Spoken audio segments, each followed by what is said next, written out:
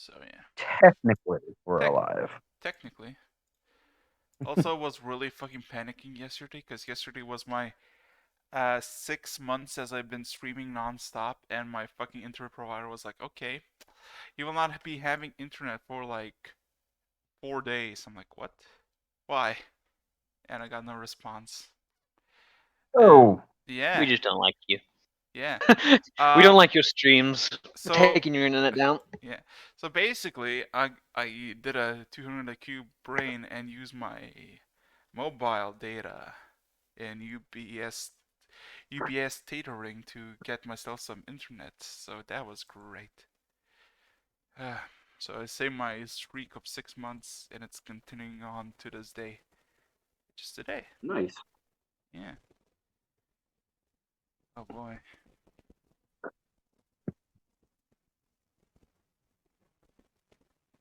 Oh, the static's back. What? Really? Yep. What the Yeah. I don't know what you're doing, man. Probably like a wire or something when you're moving it. I mean, Is it better now? Yeah. Yep. What the shit? Yeah, I think my my microphone, my headphones that I purchased less than half a year ago is gonna turn up ghost and just gonna be fun. I Wonderful. Wonderful indeed. Couldn't say better myself. So, just making sure. Yes, we are live. Also, again, how you been in those past 2 weeks since we skipped a session? Oh, been alright. Been surviving. Oh boy. So yeah. Technically, I think if Vorum has everything fine and he has some really nice scheduling on Friday, we probably won't have any more disturbances. Hopefully. Hopefully. I'm doing my very best. The university is fighting me as much as it can, but yeah. It's like a Hydra. You chop one head off, two more show up. Yeah, what's that? You want to put your time not on the Friday? Oh, well, we got like a system issue with that. The only button that works is the Friday. No, no, no, no, no. Eventually, they just give you like a slip note. Just we change all your subjects to Friday because fuck you. And then we just change everything to Thursday. And it's like, hey. They're like, hey, we know we're doing the good stuff. We fixed it, not Friday anymore. Yeah. And that was... Okay. So, with that being said, and oh yeah, I should probably notify. Um, Zacharias, or aka Chud, is not gonna be showing up anymore because he has his problems with uni as well, and those problems are permanent apparently for him.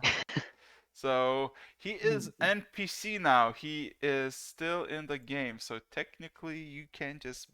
I'm not Thanos snapping him out of existence. He's there with you. Okay. Oh boy. So, with that being said, I'm guessing everybody's present. You? Yeah, cool. So, let me give you a quick recap as I need to set up this little small thing because this music bot, like the more worse the music bot is, the more confusing their commands are to play stuff, which I don't know why. Okay, it should work. Hell yeah. So, sessions 4, everybody. Oh boy. Last we left off, you basically journeyed west some more, went up the mountain, eventually found fishing traps that were made by someone that you identify as a giant. Got quite a lot of it, of its food and a single net, and bailed off further up the mountain. But eventually decided to take a rest using Julie's a small little hut. I forget what its name is. precisely, but you, Me and Tiny Hut. yeah, The tiny hut. yeah, the tiny hut, chill for the whole night. Gen went outside as he was one of the first to wake up, found a little silver ball of coins melted together in the river, not knowing what the hell to do with it. Um, just kind of chilled. Morning came, decided to continue down up the mountain, found that there was less forest, more mountainous area. Continued on. It became colder and colder, eventually really cold, but you did manage to go up, follow the stream to a cave entrance. And besides the cave entrance, you found a giant slain with a bolt in its head that you kind of took out of it. You ventured into the cave, found a lot more bolts, a lot more dead giants, collected some bolts, investigated the living area, found out that there was some footprints and blood leading into one of the caves, further into the cave system, and eventually made it to this primitive throne room with a big ass giant, more giant than a giant is sitting on his throne and having this half dissected dwarf in his hand, just kind of dangling there lifeless.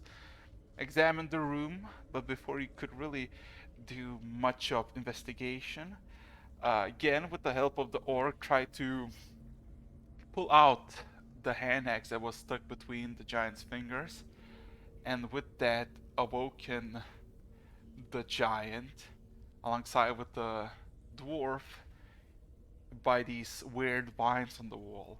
But before any combat started, Julie, the absolute mad lad of a woman, um, charmed both of them, and you had about an hour to decide what you wanted to do with them.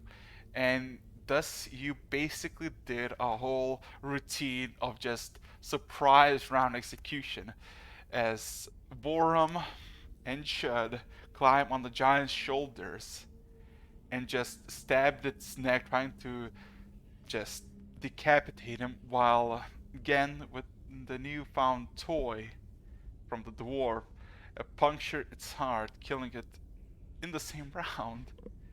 And then, of course, he executed the dwarf, and that's where we technically left off. As you basically just dabbed on this body of a dead giant, and it's now just dead, decapitated, and slowly bleeding out.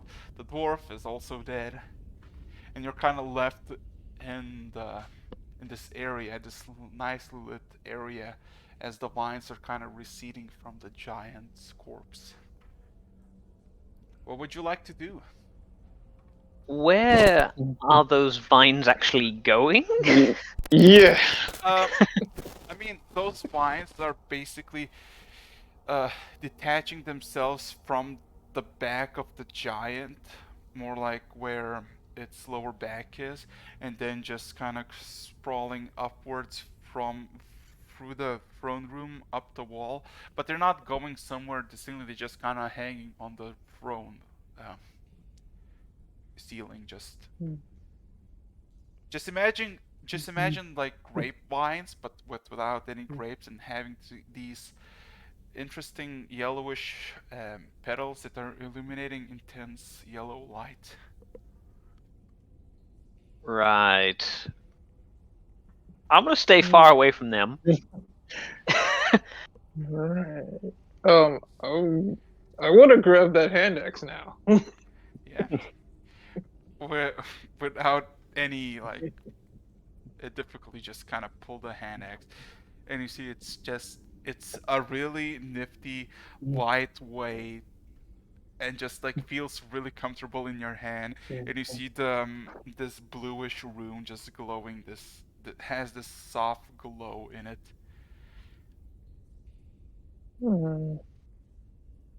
While he's doing that, I'm gonna go over to the the dead dwarf, Mm-hmm. and I'm going to kind of assess the state of his equipment, see if any of it is salvageable. Investigation, please. Yes. I'll assist. All Okay. right. What is my investigation? Don't worry. +6. There's more NPCs than PCs. You can definitely use NPCs to assist. The NPCs outnumber Oh us yeah. my now. god. 26. There you Natural 20, of course. go. So, despite his blood cake appearance, you would see that this is an older dwarf, quite experienced by the battle scars that are visible and seen in its face. He doesn't have a lot of equipment on him besides additional bolts that are kind of strapped to his side. You see there's a canteen that has been punctured by the force of the grip. You don't see anything remarkable besides the armor itself. For the first few moments, you thought that it was just basically some sturdy metal armor just kind of held up by miracle. But then when you scraped off the blood off some of the pieces, you realize that it's not just steel or some sort of refined iron. It's a scale mail. Okay. It's not a scale mail. It's a chain mail, but it's despite having quite a lot of shine of steel, it also has quite a lot of mithril interwoven into it. Like actual Right. mithril. Well, I will absolutely pry that off the body, as awkward as that is. How did we kill him again? Did we cut his head off, or what did we do? Technically, you basically did double strike from both sides of the neck. You kind of Right. almost- Okay. Yeah.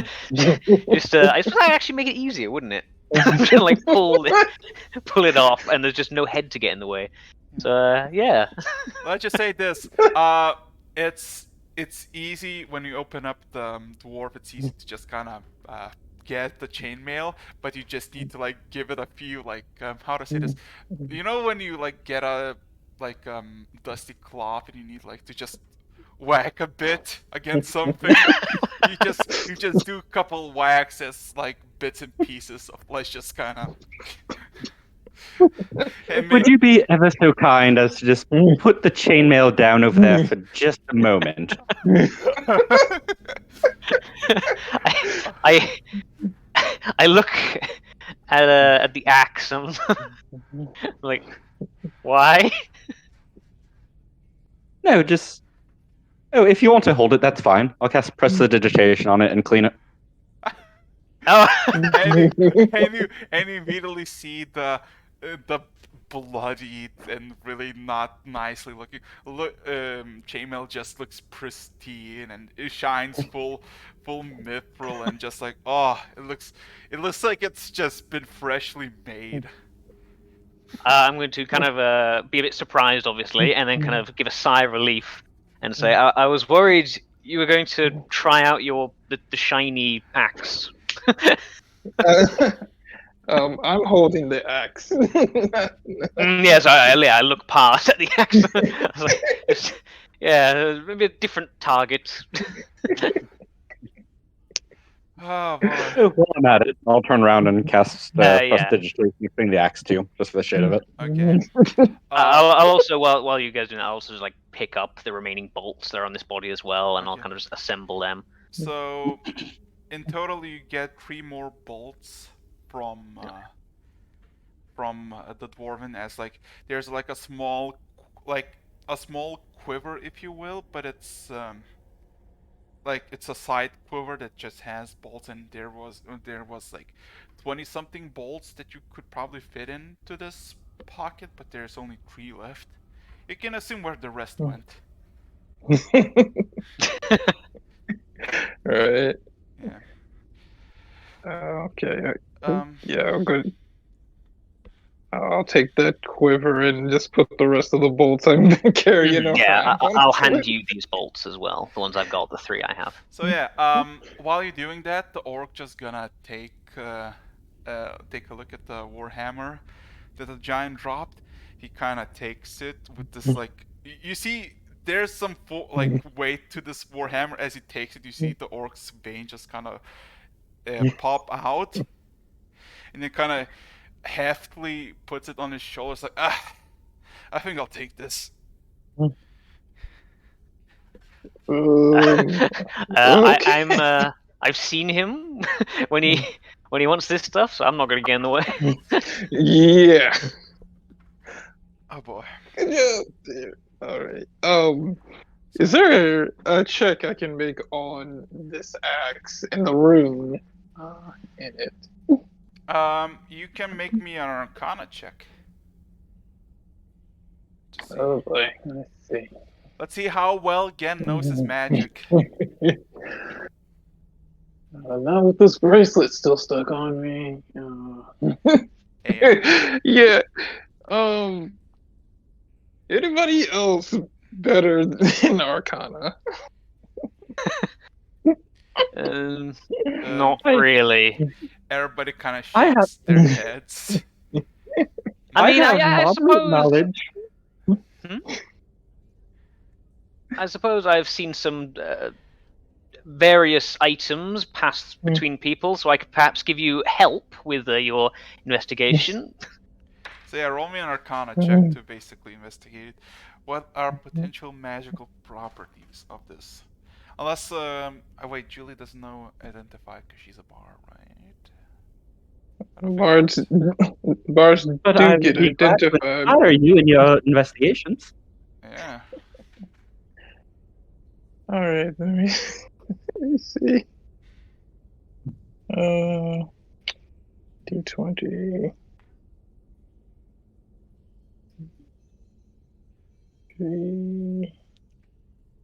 So yeah. Well, I mean, it looks nice. You can take that inspiration if you'd like. It oh, could be yeah. then.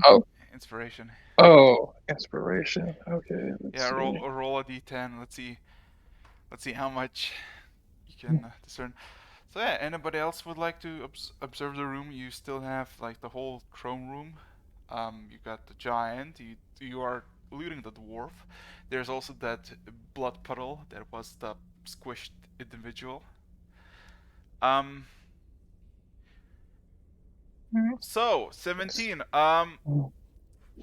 So the rune is well, by basic understanding of arcane and basically the language that are most typically used to infuse or enchant items, you would assume that this hand axe is a magical weapon.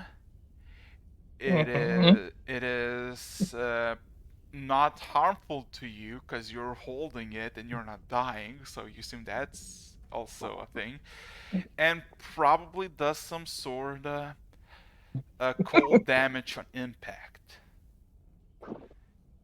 Okay. Because the rune would indicate some sort of ice enchantment. All right. An ice axe. Nice. I will go and, seeing as I investigate the other body quite well, I'll try the other kind of more splattered one. Alrighty. Roll me investigation, and you can have assistance from anybody, so roll with Gotcha. advantage. Investigation again. I'll roll it again anyway, yeah. 22. Yeah. So, realizing that it's a blood splat, you're like, okay, how do I do this? And just try to pick like the most biggest part to just examine. And then you realize there's a whole body just kind of squished into this like 2 or 3 foot hole that is kind of like left most of the body intact.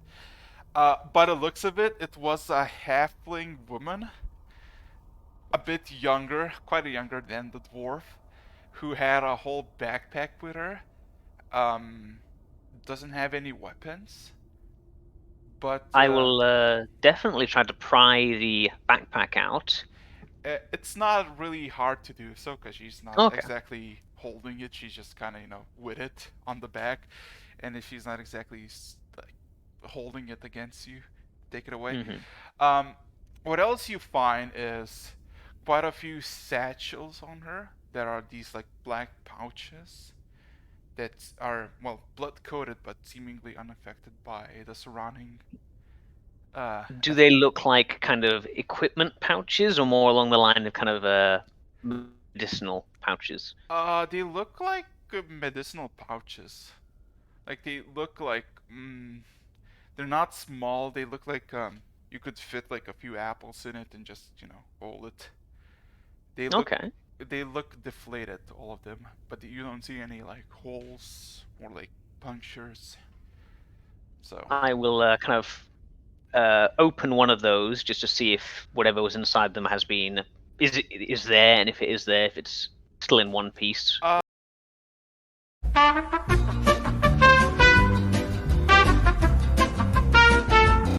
I think my stuff has just died. Wait a minute. Okay, now I get it. But like, wait a minute. All right. Give me a second. What the shit? It shows everything is going. What the fuck? Wait. Just having a hiccup, apparently. Okay. Yeah, my stream is also over. Huh. Even though it says it's not. I'm so confused. Wait, now it's okay, give me a second. I'm sorry. I'm sorry. No problem. Everything just kind of froze over.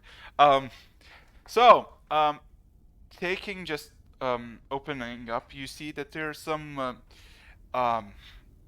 herbs that have been mushed up into some sort of compound, and knowing full well what the random compounds might do to someone if not handled properly, poison. You kind of take a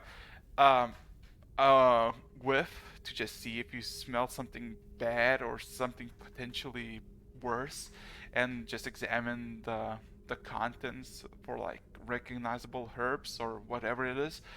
You get the sensation that it's not used for medical purposes nor harmful poisonous, but more like how to say this? Utility. Not utility, more like as the odor kind of resembles like a reinforced scent of like the surroundings that you're facing, this like moldy, mushroomy. Oh, okay. So mossy. it's to cover up. Yeah, it feels like it Okay. was like some sort of concealment.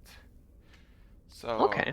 I will. Are these pouches detachable? Yes, they're basically just the hold by like a knot that were Right. by the belt. Okay, so yeah, at this point, I'll take these pouches, I'll grab the bag, and I'll just basically march to the center of the room and just plonk it all in the center. So I'm trying to assemble whatever I found. I was about to say. So first pouch is that what you found. Second pouch is basically empty, like literally empty. You open up and you just see darkness. Third pouch is full of these lead balls, like little ball bearings. And the fourth is also similar to the first with this like scent. So 4 bags in total. Yeah, I'll collect all them along with the backpack they had, and then the chainmail got on my other arm, and just kind of march that all over to the middle of the room and plonk that down. Okay. And start taking inventory of it all. So yeah, you basically see the. Okay, so you see the orc trying to basically get the feel for the warhammer as he kind of you just hear and every once in a while as you see just fucking wild, and you are terrified because occasionally you just see the warhammer just slip a bit from his grasp. You see the elf prince is basically collecting every single bit of the dwarf and just kind of digging a small hole next to the throne and just kind of burying it and giving like a silent prayer. And you see Dovkin just kind of chilling, still injured. Well, Dovkin is alive, but still not recovered fully from his wounds. Just kind of eyeing the shrubbery on the ceiling, the moss, the vines, just keeping an eye on that. So that's the general look on the.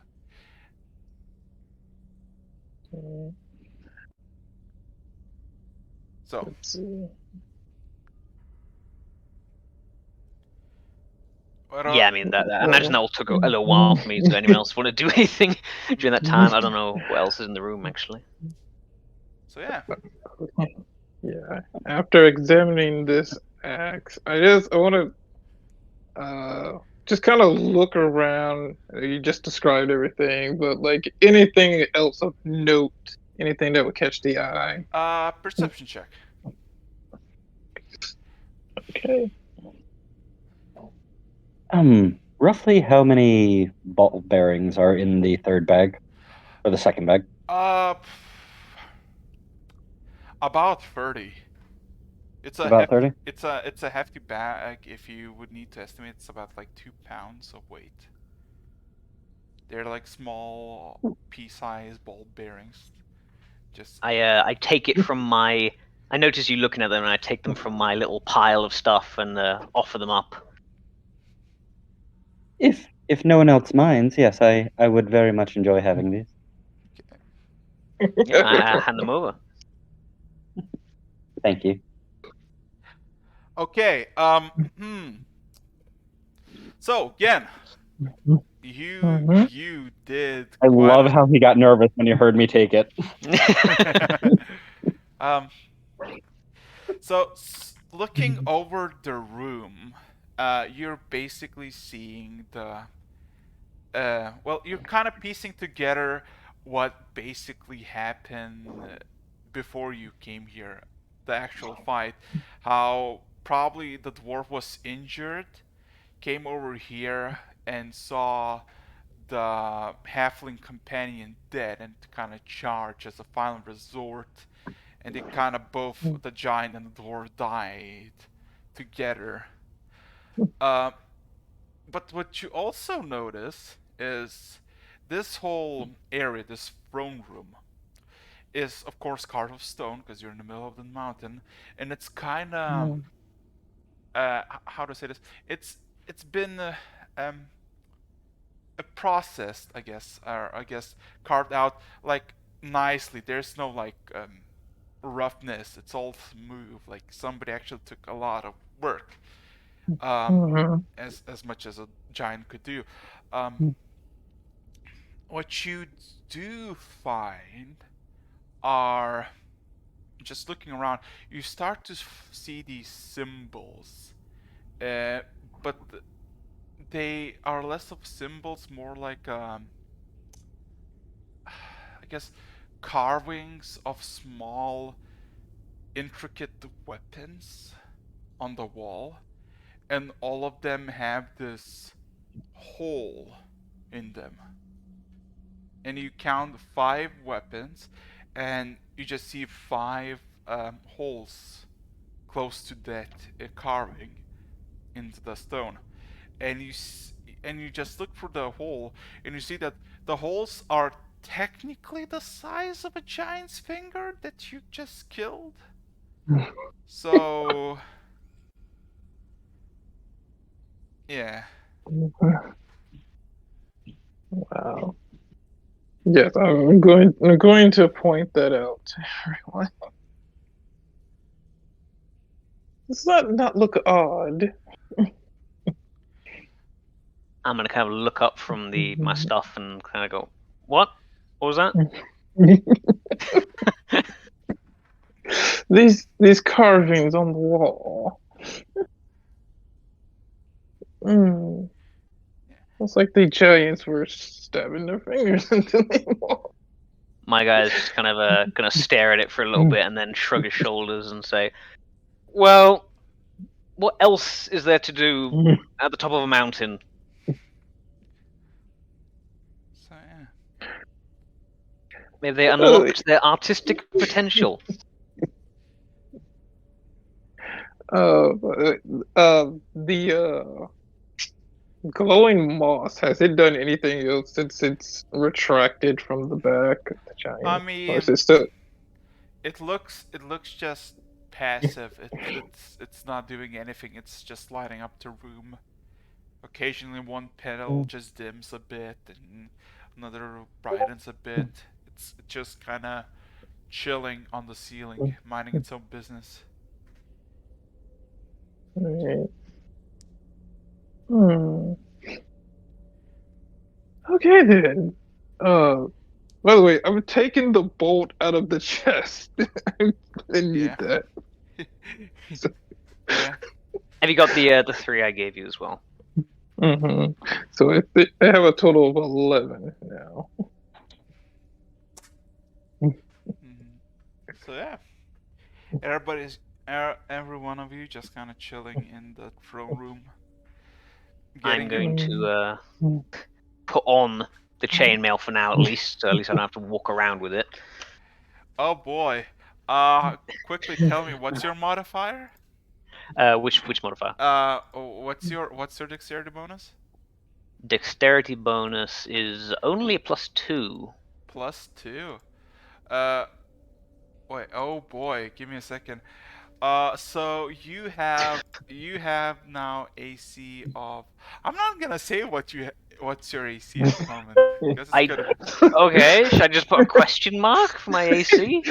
I'm just gonna say that it feels, despite its previous use, it feels really light and really flexible, and you feel like it can take a punch.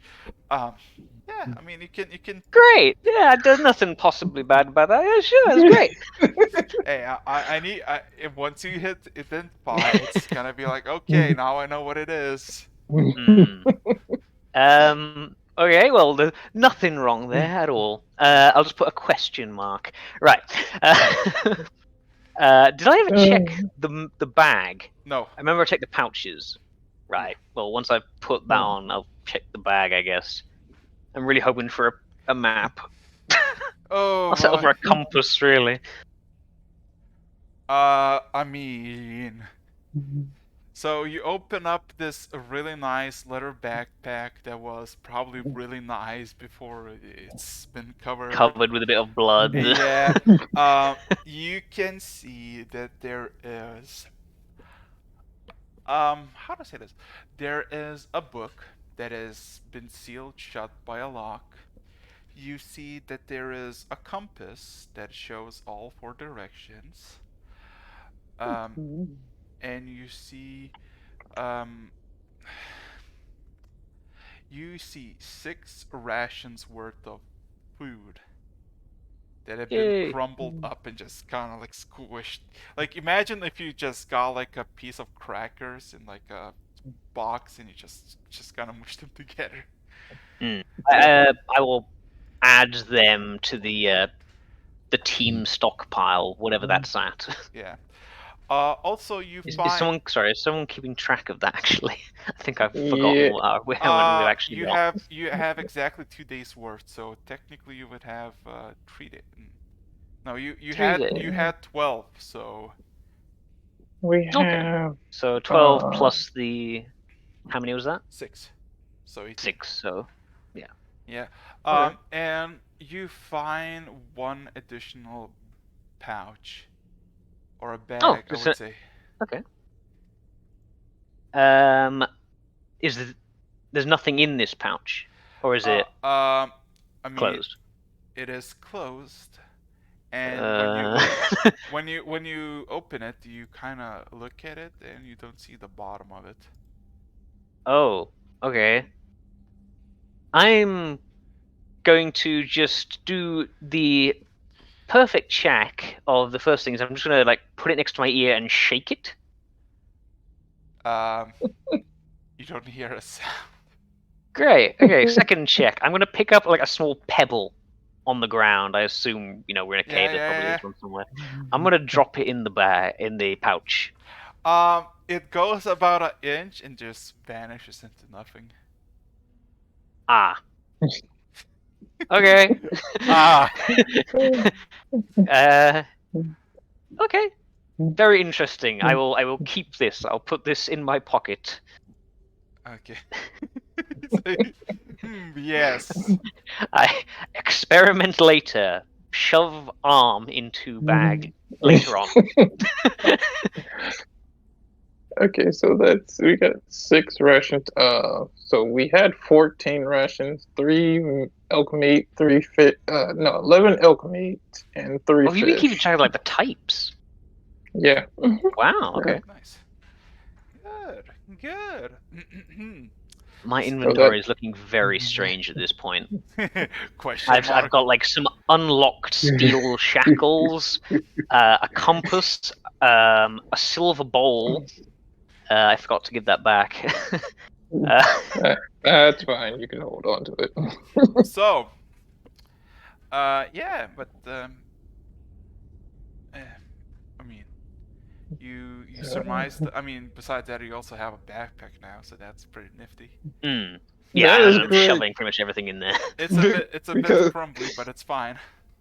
Yeah. We've been carrying everything by hand. Yeah, literally. Yeah. We have. That's the next thing I was going to ask. Are there any other bags or satchels we could try to use? You don't really see anybody. Like, the dwarf doesn't have any positions, and you would assume, but just passive investigation or insight, that probably the halfling was like the stuff carrier, because she has the pouches, the backpack, the bag of holding, while the dwarf literally has nothing of carrying capacity on him besides himself. Freaking bag of holding. I mean, what else do you need when you got a bag of holding? True. So yeah. Okay. Besides the way we came in, are there any other doors, exits, tunnels? No. There was one before Yeah. when there was like a split and we came down this one. Mm-hmm. Right. Like before we, Before we got decide to to this room. exit. Yeah, it was further back up the passage where we came down. Yeah, but in the throne room, the only way you can see is literally the way you came through. Okay. Well, I think we've filtered everything we can from I'm here. going to stand up in the middle of the room with my backpack. I'm very proud of myself. But I am going to kind of glance around and then say, do we want to do the ultimate check of is there anything under the throne, or is that firmly fixed? Does the throne actually look like it's bolted or something to the ground? Just looking at it, you just see. You know what? With your passive investigation, my good sir, you would realize that the throne and the surrounding stone is similar, but is not like a single piece. Like, they didn't just carve a throne from they didn't carve the throne in the throne room. The throne room was carved individually, so it's not fixated to anything. Okay.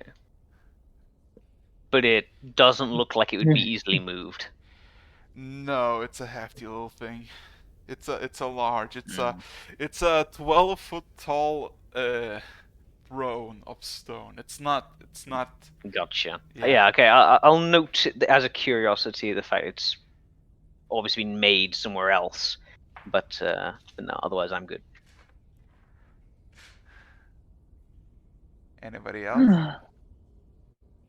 I'm going to ask, how's everybody feeling? Should we take a rest in this area before we backtrack, or check out the other cave tunnel? I would rather not stay here. We could stay in the cave close to the entrance, but if something does come down that passageway, and I kind of point back to the way we came, I don't want to be stuck in this room. I agree. Dovkin just kind of doesn't say like look at any of you. He's kind of maintaining eye contact with the ceiling. I'm also looking up at that stuff, and I'm like, yeah, you're right. I feel like for the first time, I'm gonna like look up the ceiling, and be like, oh fuck. Yeah, you just see like if you didn't know what the perspective, like if you didn't know what just happened, you'd have assumed that there's some sort of like slight wind in the ceiling because you see just gently moving tendrils of grass. But you know, it's not. There's no wind in this place. It's moving on its own. Yeah, I'm gonna like notice that on the ceiling, like, no, I vote leave. Does this crossbow, this heavy crossbow, does it happen to have like a strap so I can just kind of sling it over my shoulder? Actually, no, but there's plenty Alright. of. Oh shit! I forgot the backpack. It also has rope. How I forgot about rope. Yeah, how much rope is that? 150 feet of rope. Oof. Okay, big boy rope. Yeah, I was about to say, wait a minute. Something is missing from the backpack. Yes, I will. I will offer you some rope. How much? How big of a sling do you want? Gee, not that big. Okay, like 3-4 feet. It's like I will give you a mighty 5 feet of rope. It's like a bazaar. 3, 4, 5 feet, 6 feet. All right, I will take that and like try to tie it to this crossbow. Make a makeshift sling for it. Yeah. Do I need to make a check for that? Please say no. No, you don't. I don't think it'd be too hard. No. If you're just making like a makeshift one, probably No, quite easy. it's nothing too serious. It's literally just like, okay, there's this point, okay, done. All right, good. I'm not gonna make you roll checks to like to tie You your don't know how to shoes. tie a knot. Tie a knot. Yeah. Okay, I'm gonna sling that over my shoulder. The little quiver, I'm gonna sling that too. And all right. Shall we check the other tunnel then?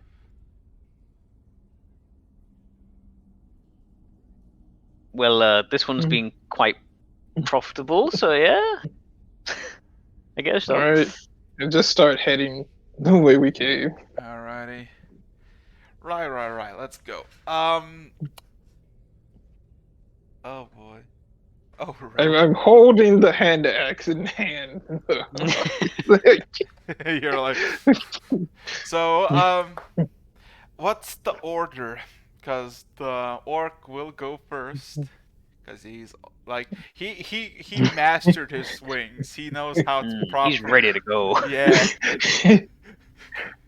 He's ready to smash it. Then Yeah. I'll be behind him. Yeah. A good distance back though. He Okay. starts swinging. Well, I mean, he swung for a good few minutes to just like get a good understanding of the warhammer, but he's not like walking and swinging just to show off. Also he would toss to you, Julie, the blades, because he doesn't need the blades anymore. The sabers, the scimitars. Scimitar hilts. Yeah, the hilts. I'll probably want to be somewhere in the middle, getting used to the weight of like the backpack and the mail. The male is extraordinarily light. It's like really But still, I've light. been walking around for the last few days in a poncho made of my bed. True. True. Fair point. It feels like you just got yourself like a really heavy winter's jacket. It's like, oh, it feels nice to actually have some armor on you.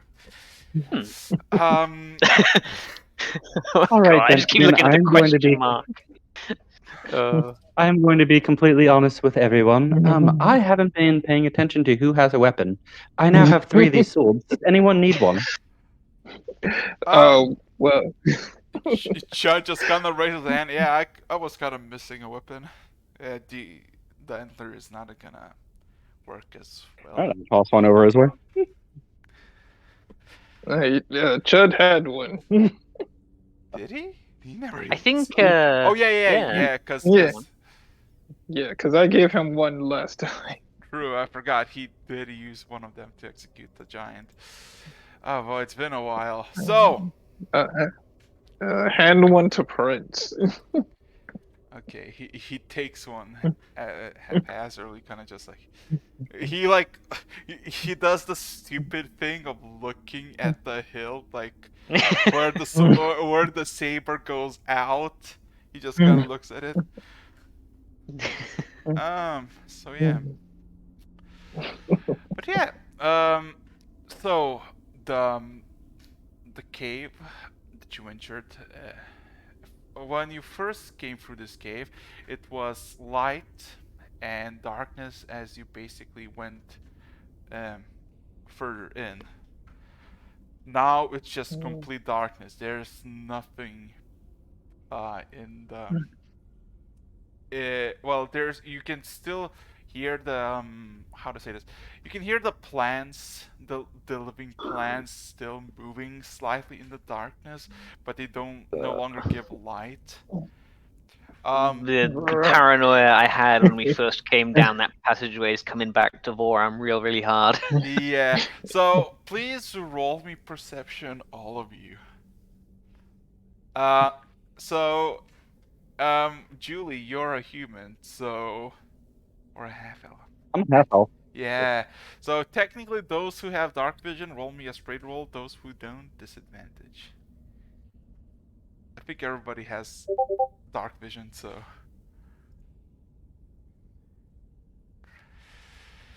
Whee. Let's see. God damn it. Alrighty. Okay. So, again, Julie. Making 5 minutes into this cave, just basically venturing in complete darkness. You look at like the ceiling and the walls to see where the plants went. As you can see, they slowly move towards the throne room, just alongside the walls and the ceiling. No longer giving light, no longer doing anything, and all that grassy noise you hear is just them moving towards the throne room, just basically avoiding you. So, See, even the plants know not to fuck with me. you're gonna charm a plant, oh boy. We should be very careful. I don't quite understand it, but I think those plants might have reanimated the giant and the dwarf. Sorry. Oh, go ahead. Can we see where all the vines are actually coming from, or is it kind of just a mess amidst it all? From your perspective, they're basically moving.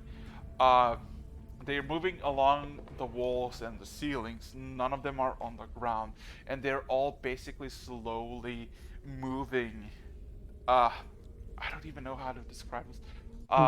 It just looks like the grass, like at the end of their body, in quotation marks, is disappearing and just reappearing in front of it, as you kind of Does it have a source or like a direction it's coming Alright. from, or is it just kind of everywhere? technically it doesn't have like a source or anything. They're just individual patches that just moving along. Hmm. Something is here manipulating these. I think we should move and check that other tunnel. I am going to nod vigorously.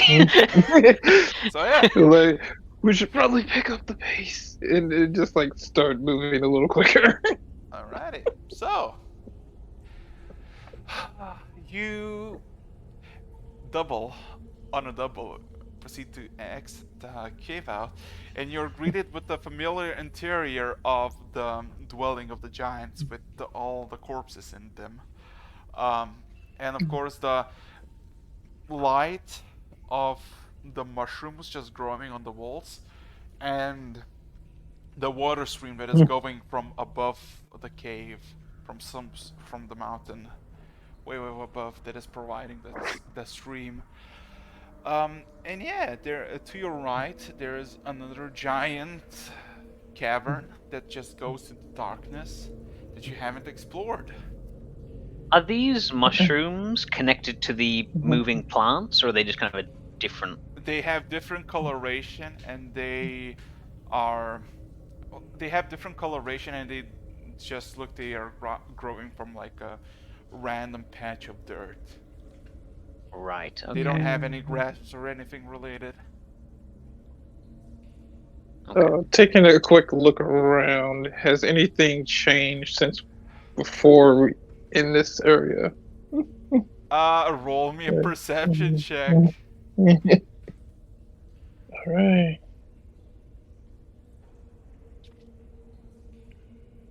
I'm going to take assistance from one of them, Dawkins, probably, because he's probably looking around too. Yeah. Let's see. Let's see. Oh God. Hmm.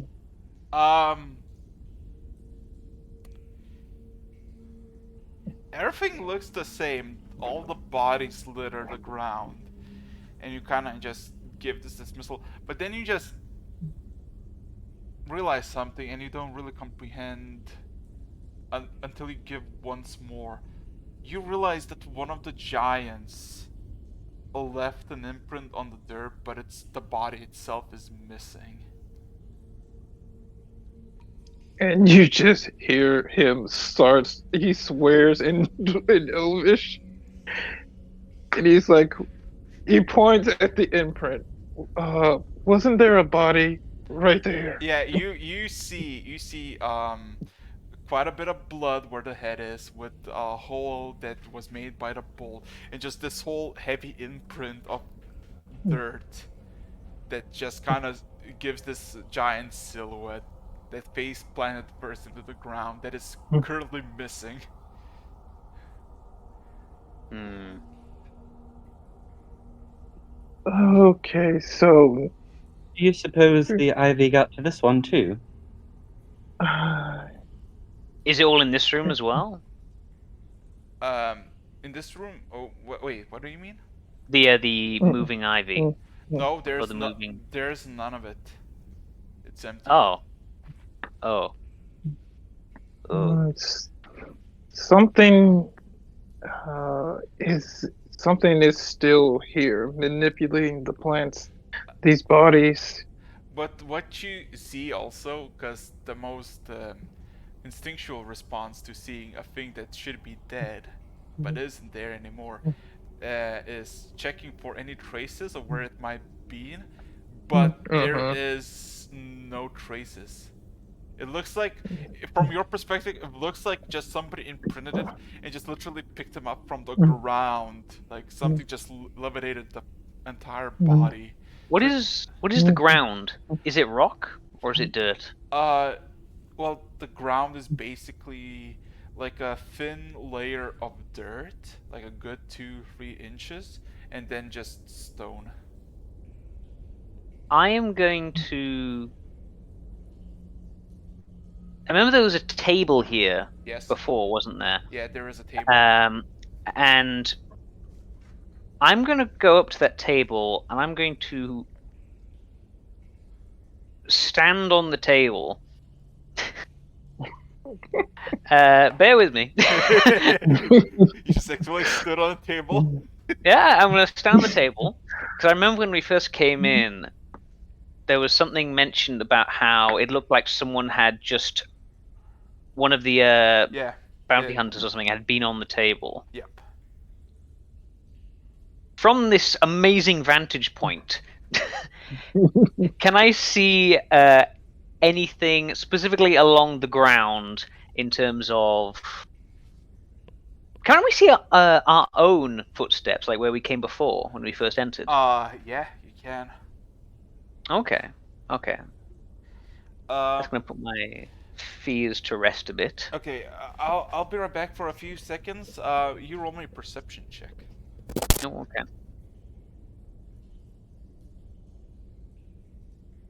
I was deeply concerned if we couldn't see our own footprints in the ground anymore. Because, if the vines want to move, what's to say they can't move something else? Mhm.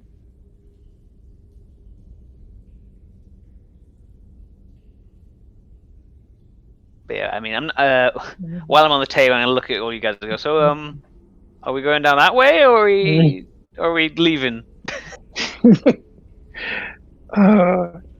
As much as I'd like to get any curses in the Elvish again, we do need to find as many supplies as we can. Voram's gonna look a bit grim, but he's gonna nod at that, yeah. So, yeah, let me check. Mhm. There you go. Ooh, 23, nice. So you look around. The table is about 6 to 7 foot tall because it was made for giants, so they kind of chill. It's easy for you to climb up. The footprint is there, and by knowing who potential might have been there, you still don't know if it was the halfling or dwarf who made this set of footprints on the table. From your perspective, you basically just have a really nice vantage point if there were any giants. If there was a giant just like standing, you would have a really easy shot to just shoot them from this vantage point. Looking around, you don't see anything like out of ordinary, except for just a bunch of dead giants on the ground, your companions, and this just one missing giant silhouette. I will, while I'm here, just if I can, using the same score. Is there anything around here that's sharp, and just like in terms of like metal, or anything that could cut without like burning or freezing or electrocuting it? True. I see what you're saying. Yeah, there's Honestly, I'll settle for a sharp rock. Really. Well, no. I'll give you one better. There's just a bunch of cutlery that were made from bone. Right. Okay. Real sharp, like it looks like really sharp, and from Jan's perspective, they just simple and small knife to just dissect a creature. From you, it looks like a long sword.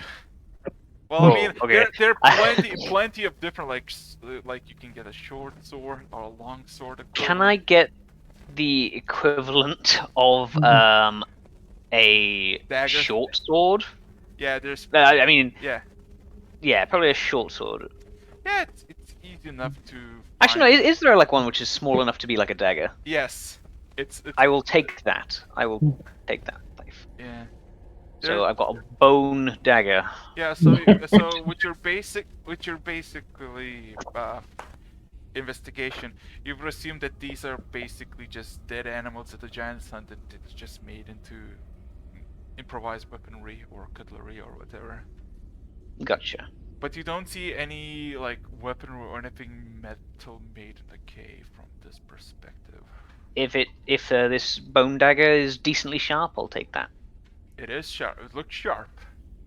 Mm-hmm. One way to find out. Stab. Owie.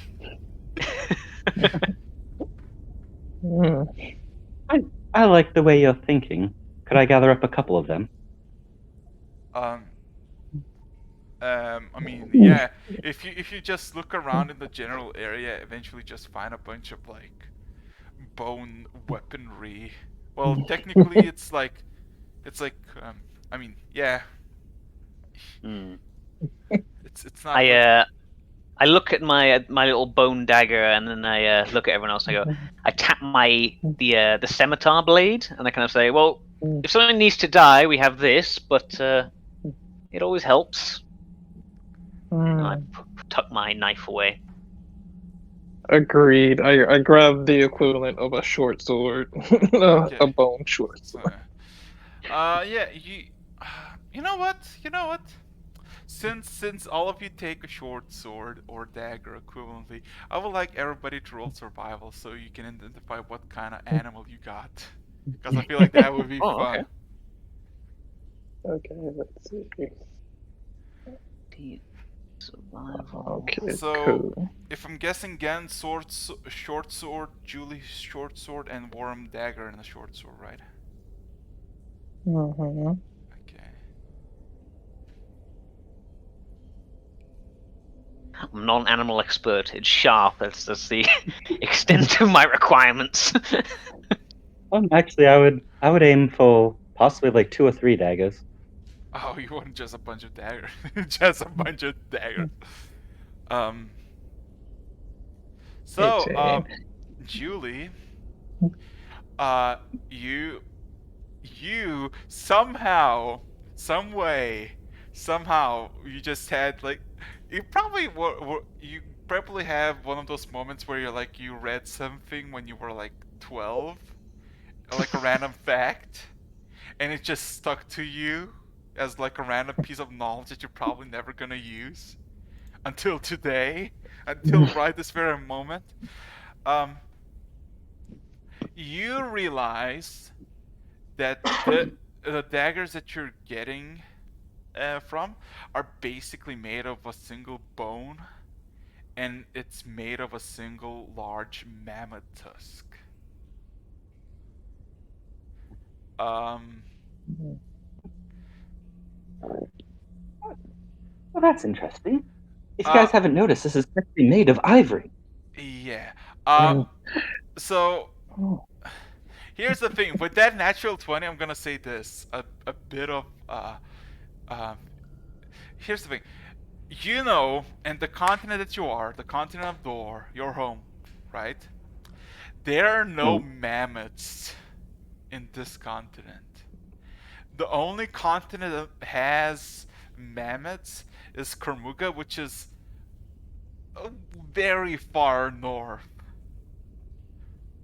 So if you would assume where, um, if you would assume where you are technically by the weapon, like by ivory that you just acquired from these giants, you would assume you're maybe a good few months of actual travel to get to the sea to swim a few more months to get to the continent until a few more months to get home.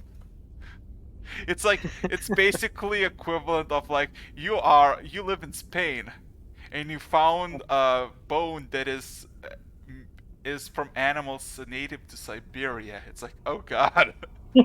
Oh shit. Oh no. Son of a bitch. Yeah.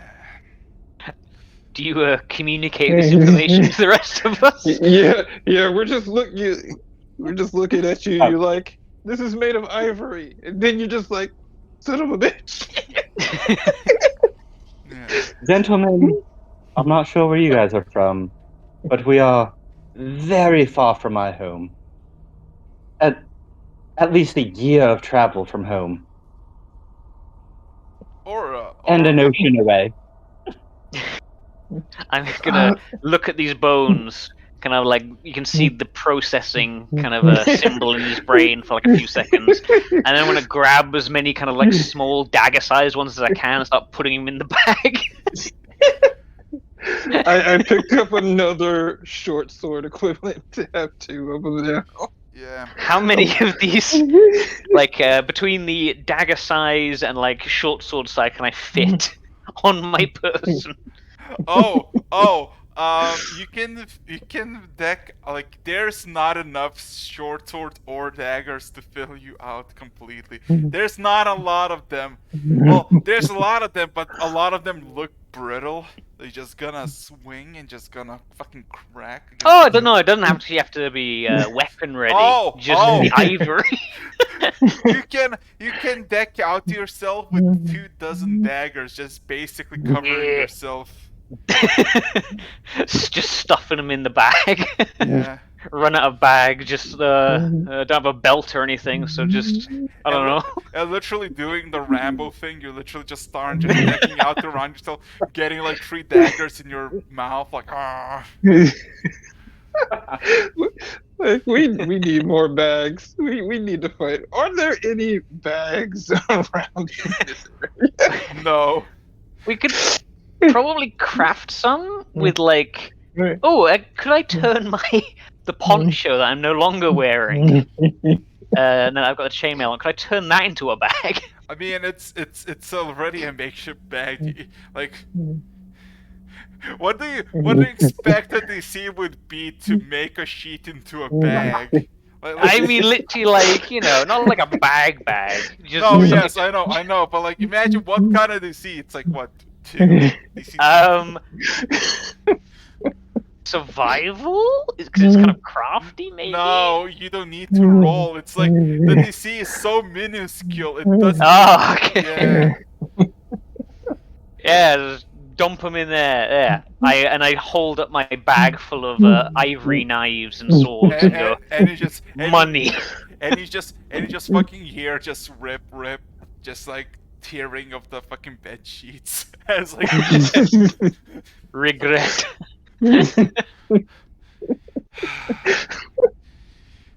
Okay. Oh boy.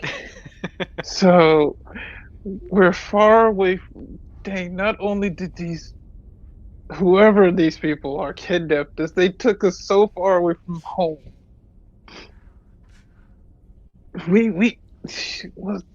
What's even the point of trying to follow the river? I'm gonna try and cheer you up by saying, well, maybe they were as lost as we were. I'm gripping like both of these bone short swords now, and I'm like you just see I want to cut something, but I'm like, let's go. There's plenty of giants to target practice. Right. He just starts walking, and you hear a stab into one of the corpses. You're just like getting frustrated, gripping a blade, just like And then the giant stabs back. and on the first stab, the giant just fucking grabs your hand. Then you would probably hear the most girliest scream from a villain. Oh god. Yeah. Anyway, once we're all finished hoarding our ivory. Yeah. Right. So, I say this like trying to fit the knives that repeatedly fall out, like trying to shove them back in the bag. Should we look for some more supplies and maybe a giant down there? Yes, let's check this other tunnel. Something. Alrighty. Roll me perception, all of you, as you're making your way through the other tunnel. The other tunnel is in complete fucking darkness. It's spoopy. And there's this distinct echoing of the water rushing and just Nothing. Whew. Whee! Julie with a fucking 26. What a chat. Damn. Let's see. Oh god. Ganny, you didn't roll. Ah, Yeah. yeah. Hold on.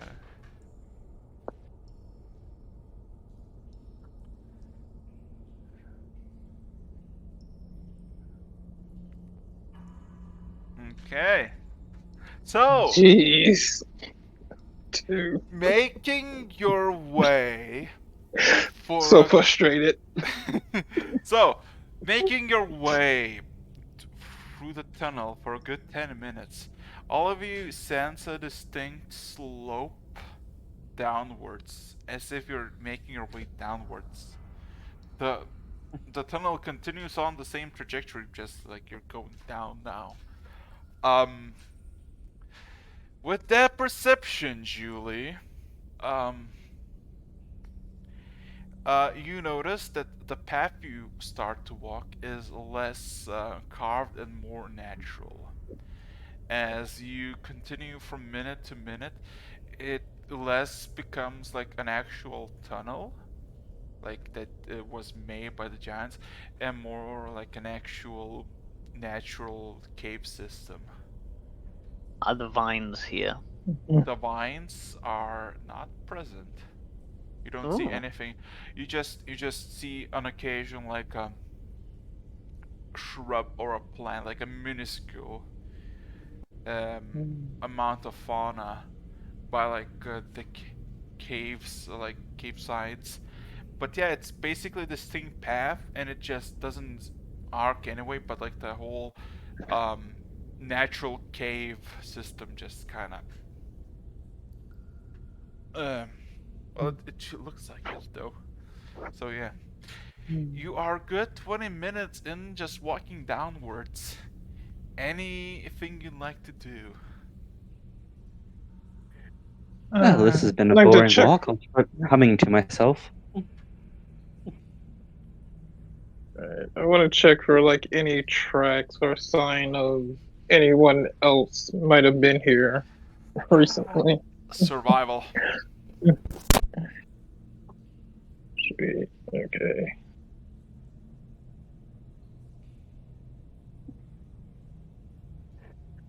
And I'm going to get assistance from the You orc. can probably get from me. Or okay, somebody. There we go. Just for the hell of it, can I roll to see how good I am at humming a tune? Sure, roll me performance. One. Julie the Silver, the famous bard across most of western side of the empire. Let's see. I've been rolling too good, so I have to. There we go. Let's just say this: when the cave system opens up and it becomes a lot more echoey, the whistling echoes and it kind of disturbs your own flow. It's like, so yeah, it's alright, but it's like, eh. Like for everybody else, it's good. For you, like shit, fuck. Okay, no. Like you're perfectionistic, but like fuck. No, okay, let's start again. No, fuck shit. No. But yeah, again.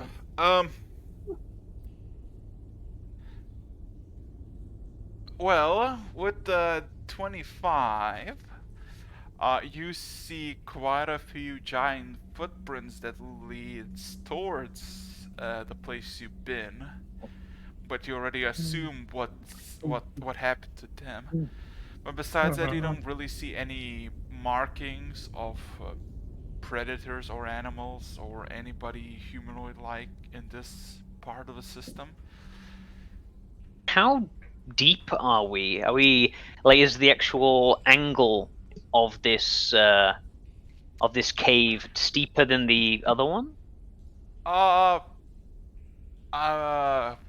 a bit, but not too much. Right. Okay. So yeah. And for those who are interested, you're all cozy. It's warm or toasty, yes. Yeah, it's warm. It's not cold at all. So yeah, you're just kind of making your way through this system.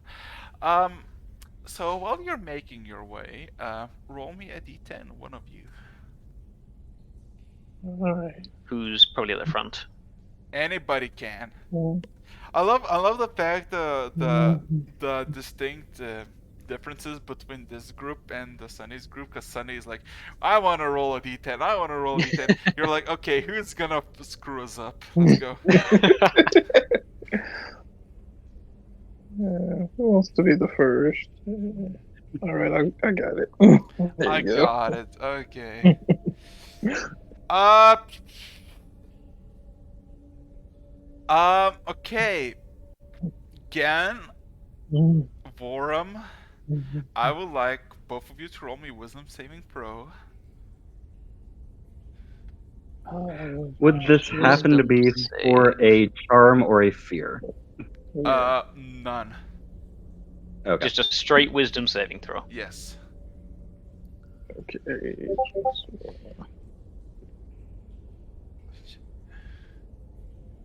Oh god, I need.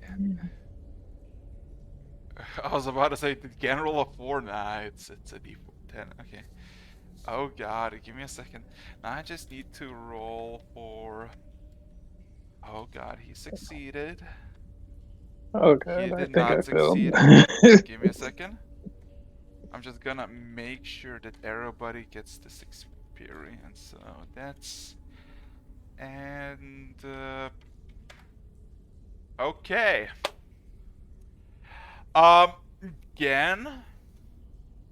There is this well, it's kind of monotone. There's nothing like when it comes to sound besides the occasional drip of the caverns, like just the moist cavern just dripping water, and Julie like whistling to herself, and just just silence all about. But a good 20 more minutes in, just traversing downwards, you just start to get this distinct sensation that somebody's like whispering something, like just like and you just start to look around, and you just see you see the orc, Chud, and Dovkin, Chud, and yourself just looking around, like confused of what is going on.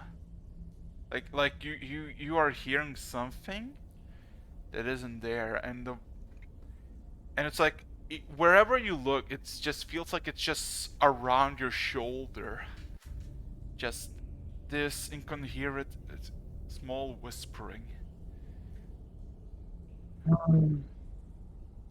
So, you just see him like looking around, and does anyone else hear that? I'm gonna listen, but presumably hear nothing. The distinct ambience of the cave is just kind of there present. Chad looks at you again and just, am I going insane? No. Who's he saying that to? I mean, Chad says that to Gen, while the orc looks a bit confused and a bit like in a trance, just kind of looking around. With a mallet, he's not swinging it, he's just looking intimidating, just... Still staying a couple of feet away out of swinging distance. With a lack of response, Boram's just gonna kind of go, very possibly.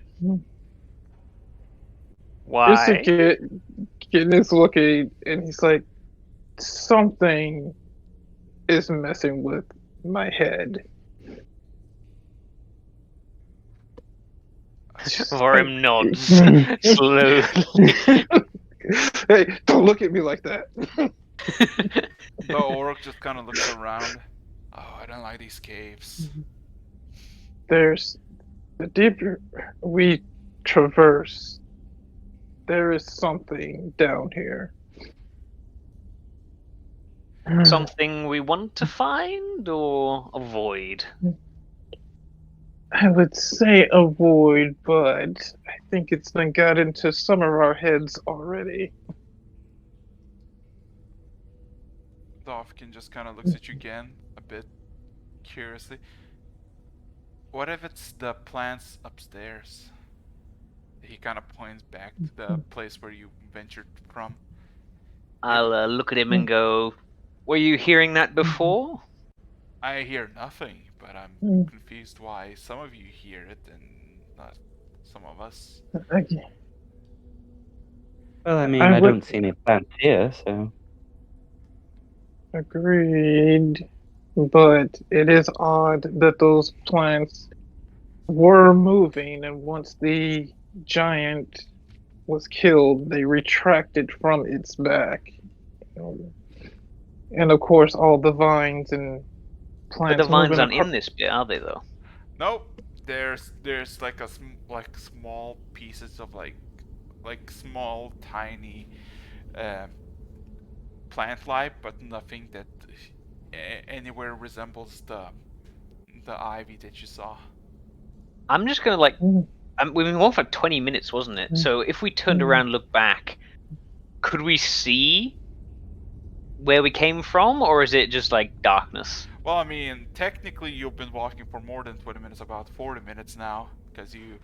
but if you look back, all you can see is darkness, because you're technically in a dark cave using dark vision. So, yeah. I mean, you see the cave, but beyond 60 feet it's like darkness.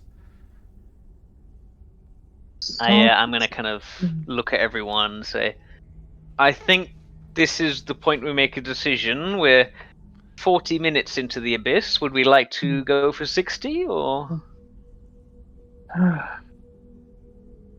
We can tell that something, whether it's the plants themselves or something manipulating these things, something is down here. The further we go down this tunnel, it's letting some of us know it's here. Should we perhaps go a bit further and if kind of awkwardly glances at the people who can hear noises, if it gets any worse, please don't keep it to yourself. Well, I mean, we were sent here to say hello to a friend, weren't we? So let's Exactly. continue forward. Maybe our friend's over here. Very friendly house they have. Indeed.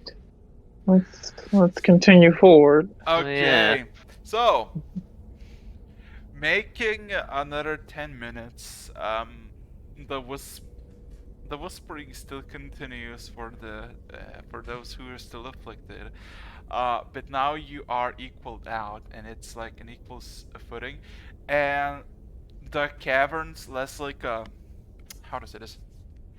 It expands to a full cavern system, but less like of like multiple tunnels.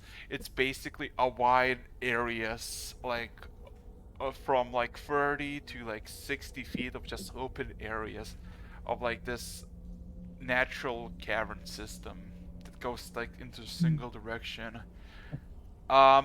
Using that compass for him, if you want to use it. I'm guessing you just have it on your whole time. I have it in my equipment here. But I'm guessing you're using it anyway. After, if we've been walking for like an hour, then yeah. Yeah. I probably want to know at least if we're going in a straight line anymore. Well, technically you're kind of like, here's the thing. You would assume you're still going the straight line, but you've been just like traversing through like nicks and knacks of the cave. You don't really know if you're going the exact same direction. But looking at the compass, you would know that you're going at southwestern direction. So an hour passes and you continue move like through this like wide cavernous areas. There's mostly stone, well, just like rock that has been basically deteriorated over how knows how long, and any patch of dirt, anything has some sort of plant life in it, just living. So please roll me another d10.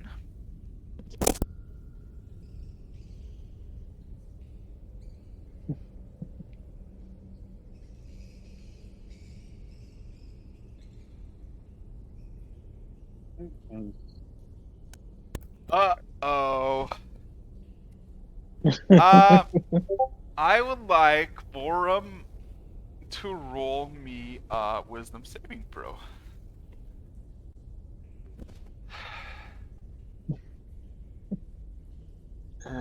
Wisdom save.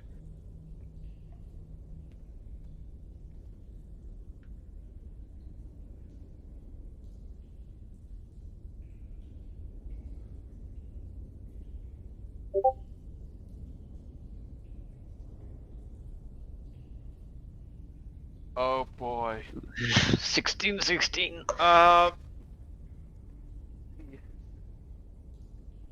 Let me figure out. Okay, so that was. Oh shit.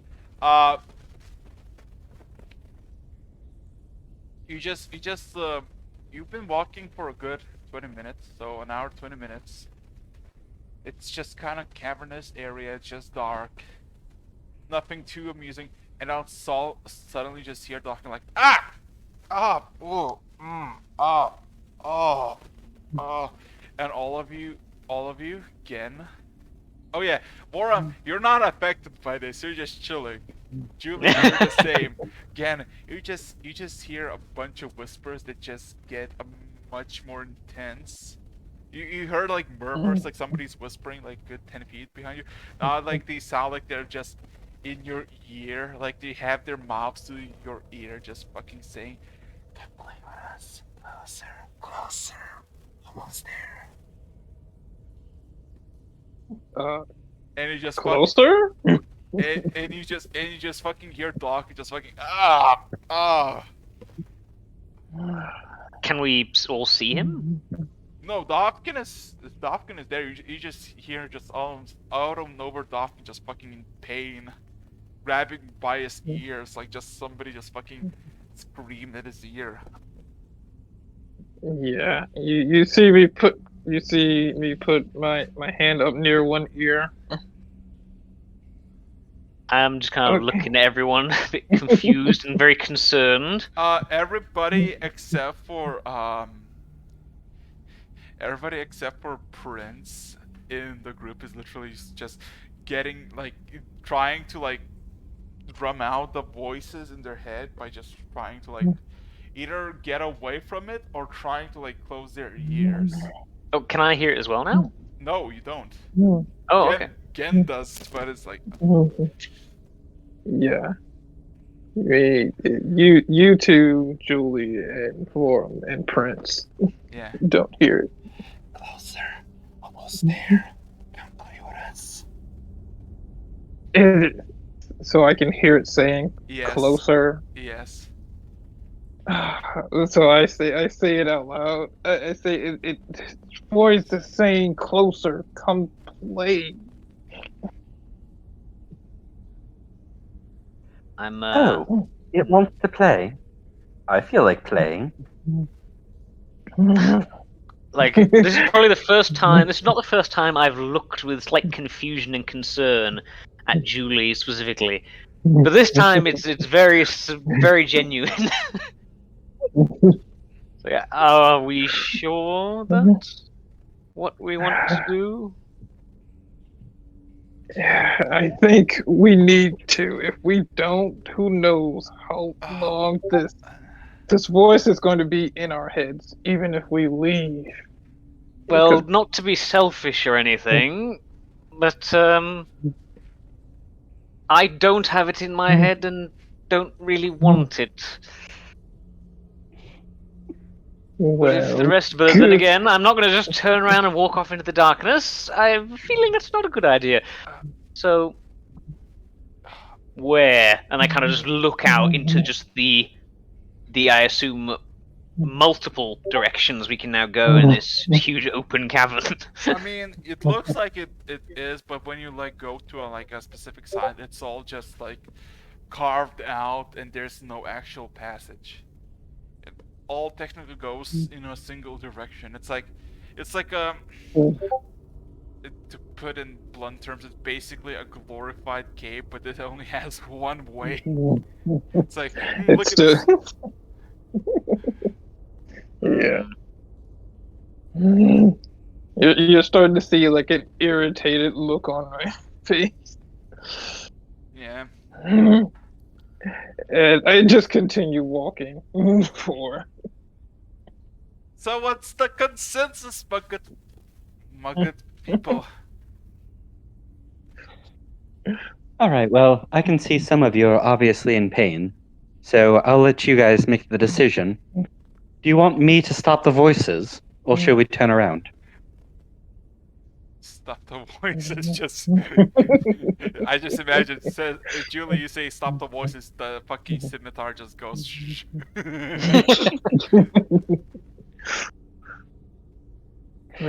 I have had a terrible week, and I'm ready to hurt someone. You, at least you don't have a voice in your head right now telling you to come closer. How friendly does Oh, this of voice course the voice sound? wouldn't on be a in my head scale of telling me to 1 come to closer. 10? It doesn't want me to come closer right now. I am quickly feeling very outnumbered here. A lot of people with a lot of voices. I have definitely drifted towards the back of the group. Like, do you tell us like from the compass that we're like going southwest? Did you tell? I mean, probably not, because unless something weird happens, we've been going in one direction. That doesn't mean like another way to go. So I've been checking it myself, but not really sharing Like, it. No. I figure we're still going west. This whole thing is like a west through your traveling. So it's like you're just very irritated now, and it's just like, okay, I'm going because I need to get this voice out of my head one way or another. You see, Chud is not having it. He's panicking. Or the orc tries to play it off, but he's also annoyed by it. And Dovkin looks like he has a splitting headache. This is very painful, but like I said, if we turn tail, we don't know that if that's going to get rid of the voice from our heads. Those of us that can hear these voices. Voram's gonna stay silent and just kind of be at the back of the group, quite nervously checking in every direction, but yeah.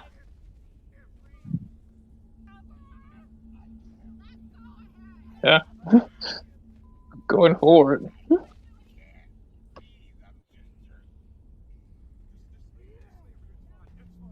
Like, So are they actually taking damage from this, or is So- it just psychological? Yeah, it is uncomfortable, but it's not super painful. It's just basically somebody loud talking next to your mouth. Okay. So, continuing on the southwestern path, I assume, right? the only path to go. Mm-hmm. Pretty Okay, much. roll me another d10. Let's fucking go. Yeah, let's get another 4. Oh no. Oh, How's a no. 9, Roll?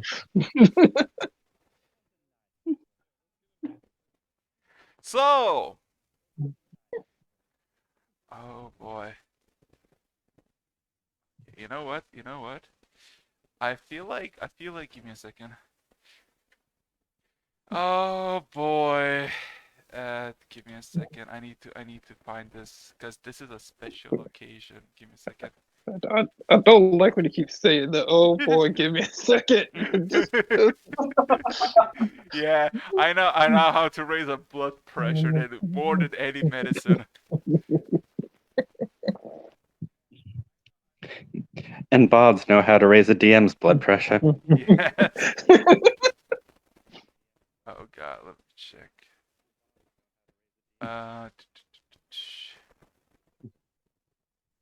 Did I found it? I think I found it. Yes. So while the entire world is conspiring against us at the moment, would you mind passing me a couple more of your daggers? Okay, let me. No. I'm keeping all my daggers with me. Okay, give me a second. As my guy is looking increasingly jumpy.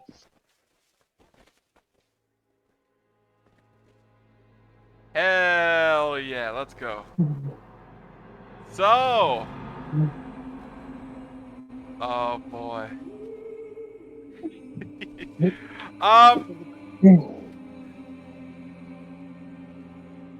Making track for about half an hour since the voice escalated.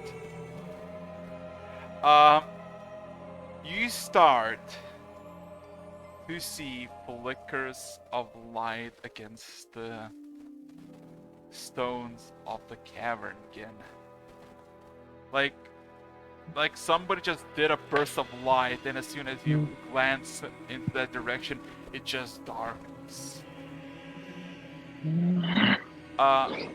That starts to happen for a good 5 minutes, with the voices escalating, asking you to come closer to your salvation. And then you start to see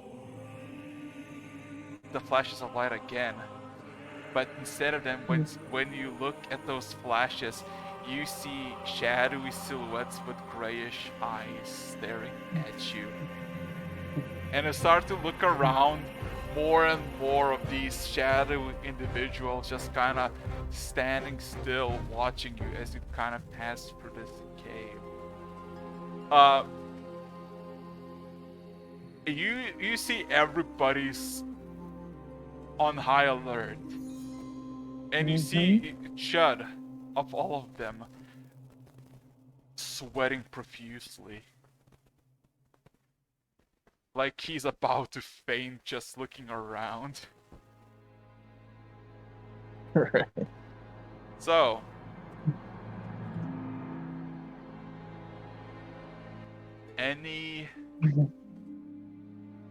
you wanna say anything again? Are these just flashes that I'm seeing, or is these like just like noticeable flashes? Now one flash, like you look around, like you see Julie and Borum are not affected by this at all. Same with Prince. But as soon as a flash shows up, at first there was nothing, but now just this manifestation of shadows with these grayish eyes just staring you down from the distant parts of the cave. And as you move, they their whole silhouette just kind of tilts in your in your direction. I keep going. I don't say anything. They are. It's like someone already thinks I'm losing my mind. So. You see Dovkin intently, like, from everybody else's perspective, from Julie Bourne's perspective, you see Gen just kind of looking around, like, every few dozen seconds. You see Dovkin walking like nothing is happening, but you see his eyes wildly dart around like he's just looking at something that he just sees out of the corner of his eye. You see fiercely walking orc now slows down, and he looks like he's on less of like offensive, more of like a defensive stance, but still maintaining the the the walk. You see The Prince facade. Prince looks unaffected, and you just see Chud looks like he's about to pass out. You see him sweating and getting paler by the minutes. So yeah.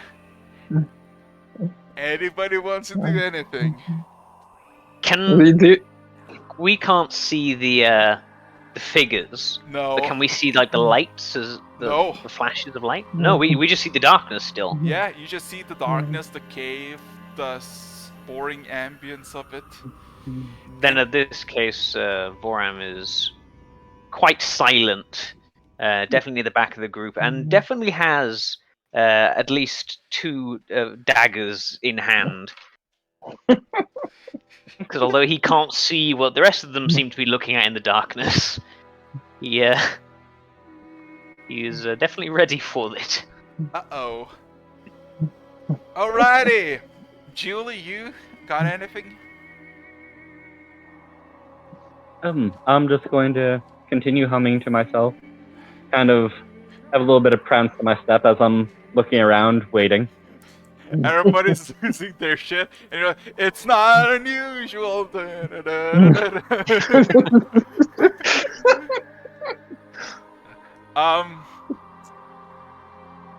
So, again, as for the voices, they entice you to go further. And to the point that the voices become... how do I say this without sounding too fucking weird? They sound like they're taking pleasure from you taking steps towards the direction. Immense pleasure. I would like one of you to roll me d10 once more. Okay.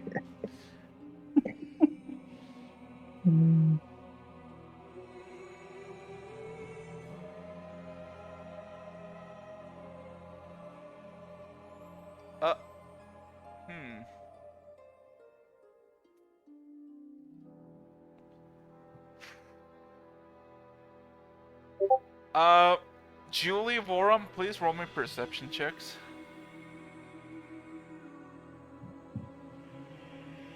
Again, the voices just go the same, just encouraging you to move forward with occasional exciting yelp.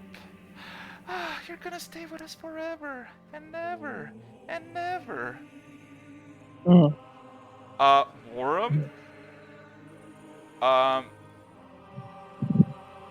you start to see flickers of light, like just like, how to say this, flickers of light in the distance, as if like there's some sort of source of light, potentially an exit.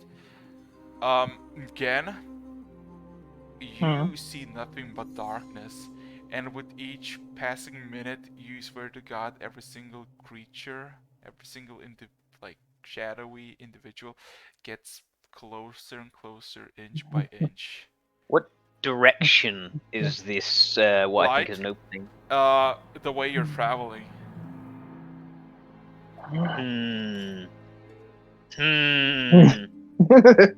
Like those that are hang on. I want to roll something for my own sake, because either my guy is going to be like, no, fuck that, and go the other way. Are you gonna flip a coin? Yeah, literally. My guy is going to not at all believe that that is an exit. Okay. And he is, in fact, thoroughly confused as to what is going on, aware that other people have got voices in their heads, having been lost for like an hour and something in the darkness. I'm going to actually start with that wordlessly. I'm already at the back of the group, going backwards, trying to retrace my steps back the way I came. Okay. Boram is absolutely paranoid at this point. Or as soon as you start to making backwards and you lose the sight of the group, you suddenly hear like a screech in your ears and just hear a voice. Closer. Yes. I'm going closer. I'm in just in pure actual spin and basically just take a swipe at the darkness. I assume nothing is there. Nothing is there. You're just stuck in this cave now. I mean, you lost trace of your companions. You know which way they went. What would you like to do, Oram?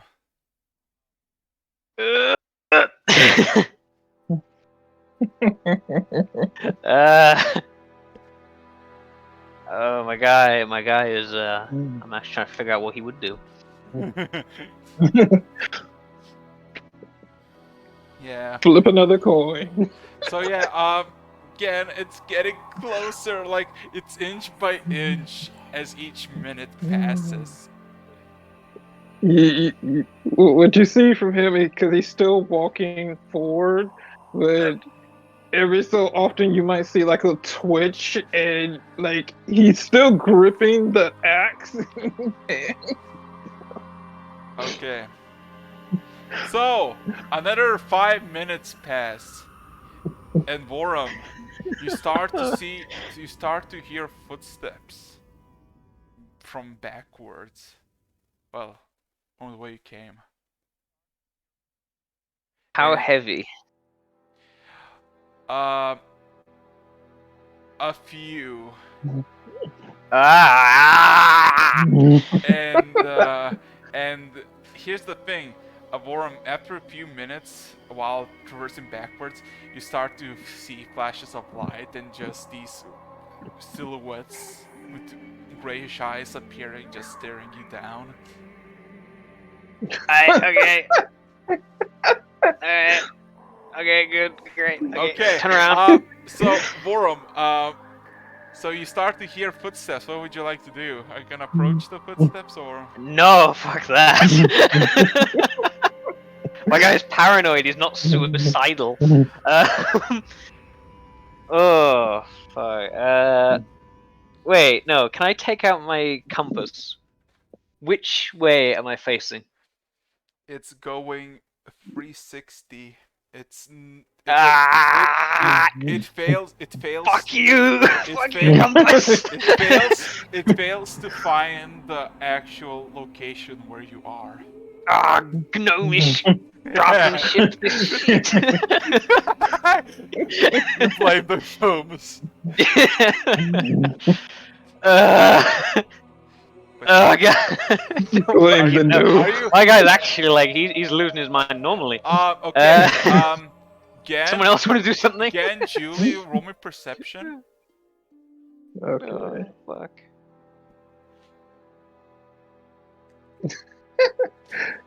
You tried to run and He's literally. Oh shit. Julie, you've been maintaining this playful tune. I don't know what's in your head playing right now, as everybody except you losing their shit. You start to hear wailings of a dwarf. You recognize that voice as Borum, and then you look like you're getting suddenly confused. Like, why is he in front of us? Wasn't he in the back? You look behind you, Borum is missing. And which way is the voice coming from? From Oh, you said in front of him? Ahead of you, yeah. As this dwarvish voice sounds in full panic and cursing gnomes for their sly little trickeries.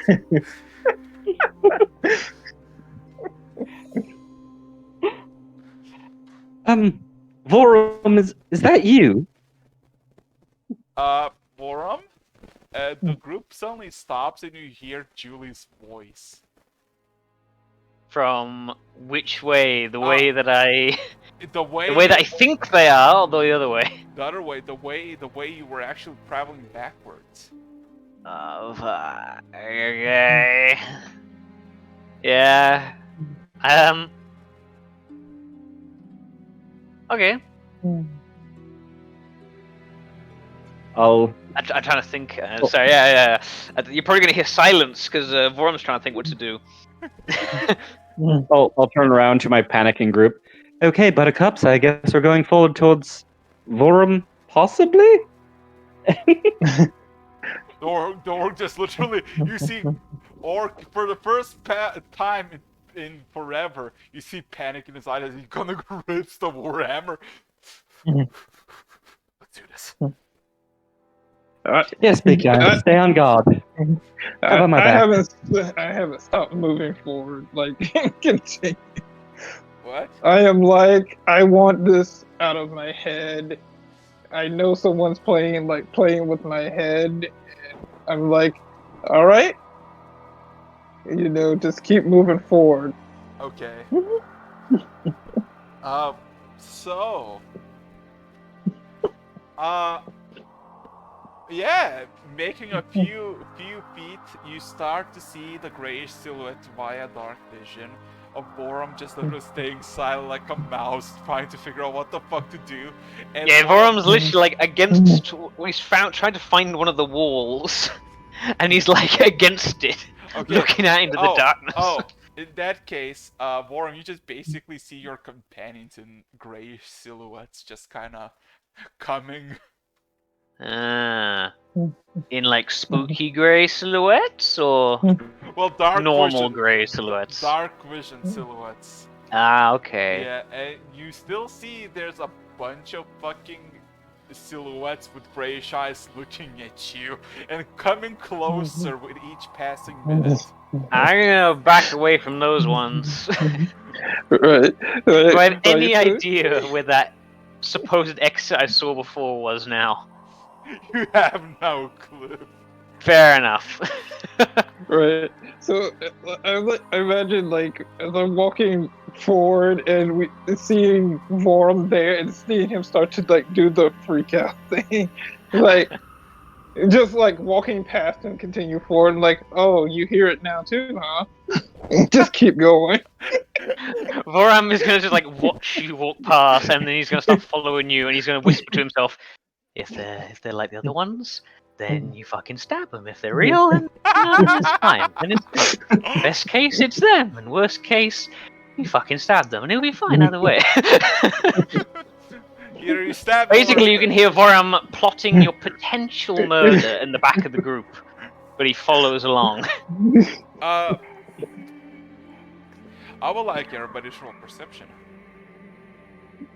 Add a D10, please.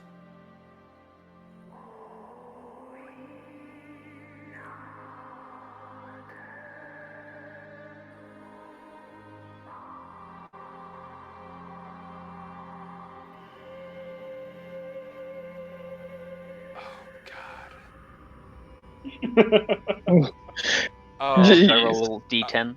oh, okay. Yeah, roll me a D10.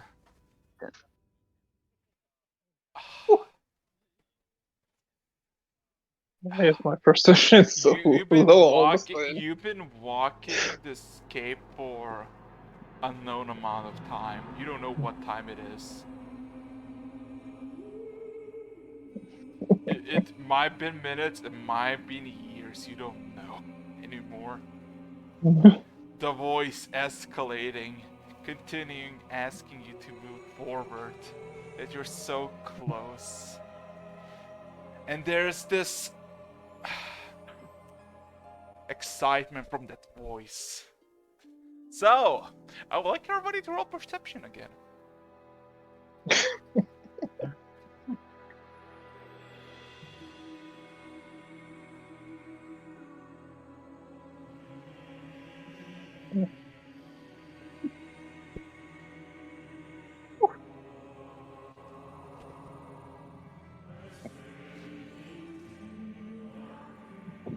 Again.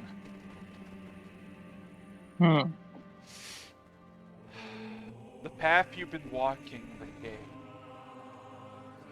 you harnessed about over 100 of these shades that are as close as 5 to 10 feet of you as you're traversing the path. To the point that your head feels like it's gonna just pop open from all the fucking voices in your head. You feel sick and fucking exhausted. You look around to just try to flick off the sweat off your fucking eyebrows, and you just see this glint of light. And like you flick your head, and then in front of you you just see this well, not in front of you, like maybe 60 feet, 80 feet ahead of you, you just see this small tiny ray of light. I just continue walking forward. You see everybody's like as you are not at the front. You see everybody's walking past the light like they haven't noticed. They haven't noticed the light. Yes, and it's literally like in between your like it's literally in your path.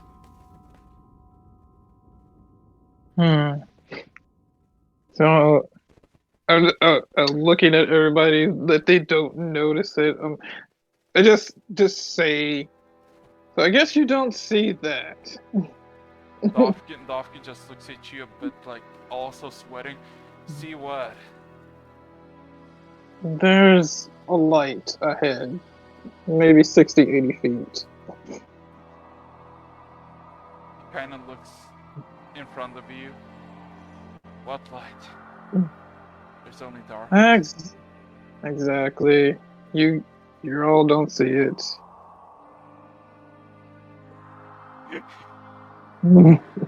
I just fucking imagine Julius just walking. He's like, ah, this is nice. I'm really Thinking back to the conversation we had a while back, I'll turn around. Oh, yes. I definitely also see the light.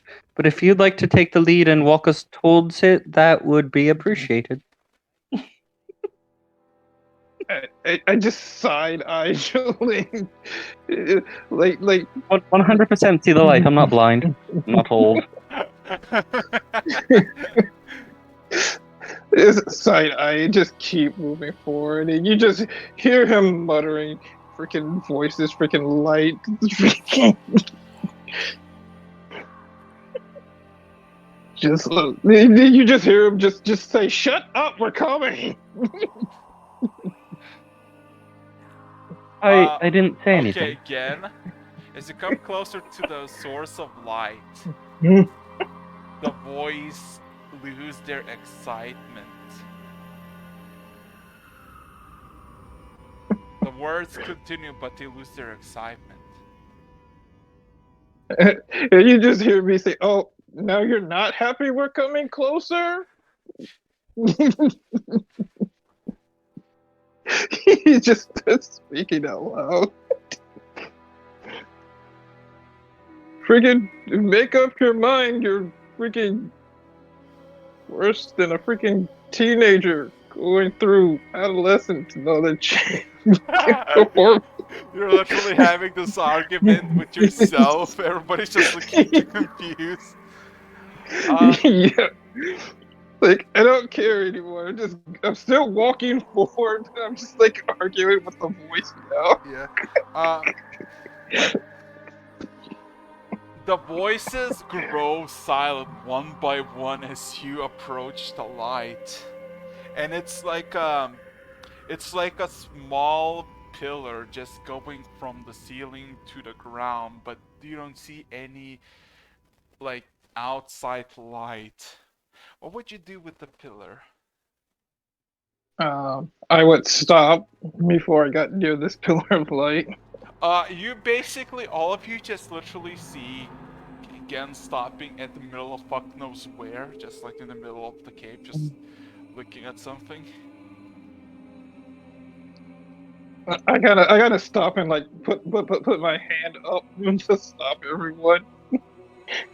But I'm not looking back at them. But I just kind of have my hand up, like Stop. And then I just point and I'm like, this is the light that none of you see. It's right in front of me. Again, you start to hear a rumbling in your mind, and a slight growl coming from the cave. As you see, every single silhouette now has an opening beneath its eye that resembles a twisted mouth that is slowly open with this curdling, low growl. You know, that was just worse. The static was coming back and made that sound even worse. Oh. Is it still? No, it's gone now. Oh boy. So, what would you like to do with the light again? So I'm sitting there. So, this is when you see me kind of look over my shoulder to everyone else. I imagine they all stopped. Did y'all stop? Yes, everybody stops in the middle of darkness looking again, saying there's light in front of them. Let's go. Unless Julian Morph's like, you know what, fuck you. Later. Yeah, that's what I was like, did they those are the two I was like. Julie? Warren?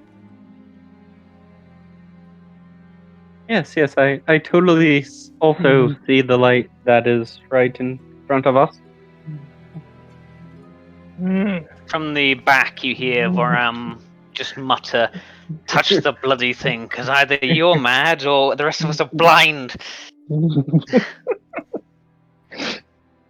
We're all going. At the mention of being blind. Hearing that, I'm like, we're all going mad. Also, there's rumbling. Something's growling now.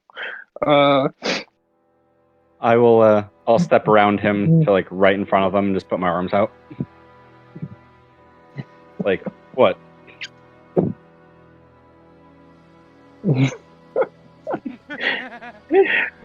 I'm going to step around Julie and just step into this pillar of light. Are you gonna step into that pillar of light? Yeah. I'm going to step around and then just kind of give a hand and push Julie back. And Rude. just step into this light.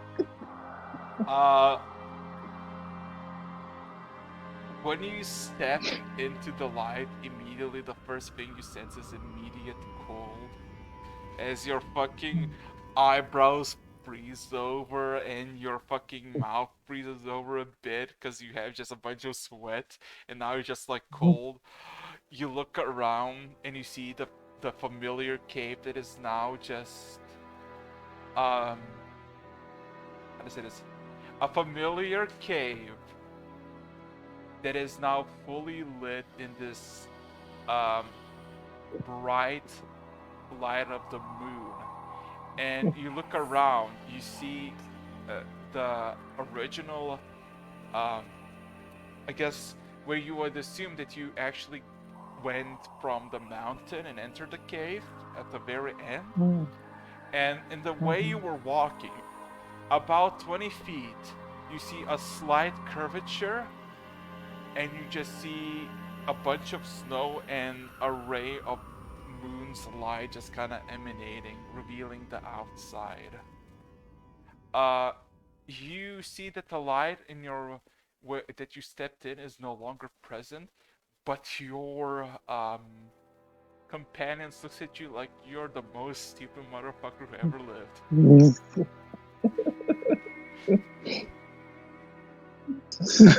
So I'm seeing this and feeling this effect, but to them it just looks like I'm standing in the middle of darkness, just looking around. You're literally standing. Like you all see just Gam looking surprised, happy. Voram just very casually reaches down, picks up like a pebble from the ground, and just chucks it.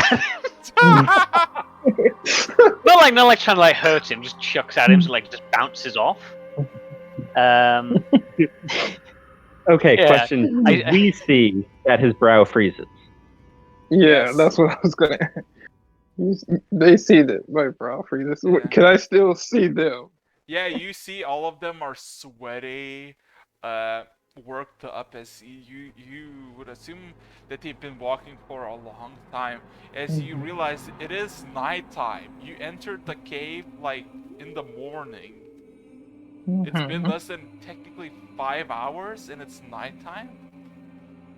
And I'm just looking around. It's weird. And I try to step back towards the group. Yeah, you see. Am I still? Did I step out of the light? Or, The light is no longer present. It's you just basically. Oh. Yeah, it's just. You're Okay. You see normal, nicely moonlit cave. You are cold, but I'm cold. Right, so I'm still seeing the outside, yes. but And you see your companions, your fellow comrades, looking at you like you're a moron. right, and I'm like cold and freezing over with ice for me. Can I wipe the ice and like flick it towards them? Yes, yes. I do. I like step up to Julie and flick ice at her. Julie gets flicked with freshly made ice from Gen's sweat. I get hit with ice. Well, with small Okay. bits and pieces of ice. Okay. Oh, the fuck? That was rude, but Jesus Christ, you're cold. How the fuck Yeah. are you so cold in here? Well, I stepped into the light, and now it seems like I am on the outside. I see the moonlit night, and it is very cold out here. I'll take 2 steps and like put myself where he was. Nothing changed. You're still in darkness. This is very okay. And I look at Julie, and I'm like, do you see the ice? Do you see the outside? No. Uh, No. Dovkin just Dovkin just approaches and you see him fucking have. He no longer has like that cheerful mood. He's basically just having his head over like hands over his head, just like trying to contain the fucking voices. He breathes heavily and not even looks at you again. Just says, "If you see the exit, just lead us out. Grab us by the hand or something. Lead us." Fine. I put a hand on Dawkins' head, like my cold hand, and I placed it on his head. And I was like, calm down, Dawkins. We're gonna make it through this. Fuck. I'm not even drunk. This is the worst headache. And I turned back around, and did you say I seen something in the distance? No. No. Okay, so I'm gonna. I said that in the distance, like on the way you supposedly came from the mountain, you see the mountain as like the slope that you entered, and then where you were going, you see the end of the cave. Okay. So I see the end of the cave, like I just exit the cave. Huh? It's like I just exit the cave, like just came out of it. If you came out of the cave, you basically would see a snowy hillside with a bunch of trees in the background. A cold air hitting your face. freezing up a bit, and you just see the moon shining bright, Okay. and just the silence of the night. Okay, so I wanna take a look around and see if I notice anything. Uh, you just suddenly see that Gen just disappears. He just walks forward, just fucking disappears.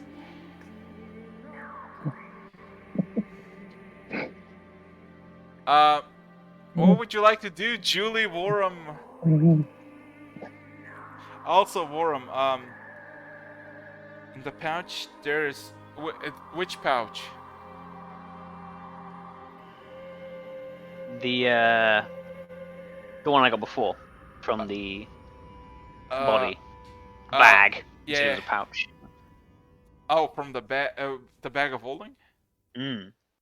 I mean, you. I never actually checked that. Yeah. But I suppose in the like half an hour I've been walking around the endless void.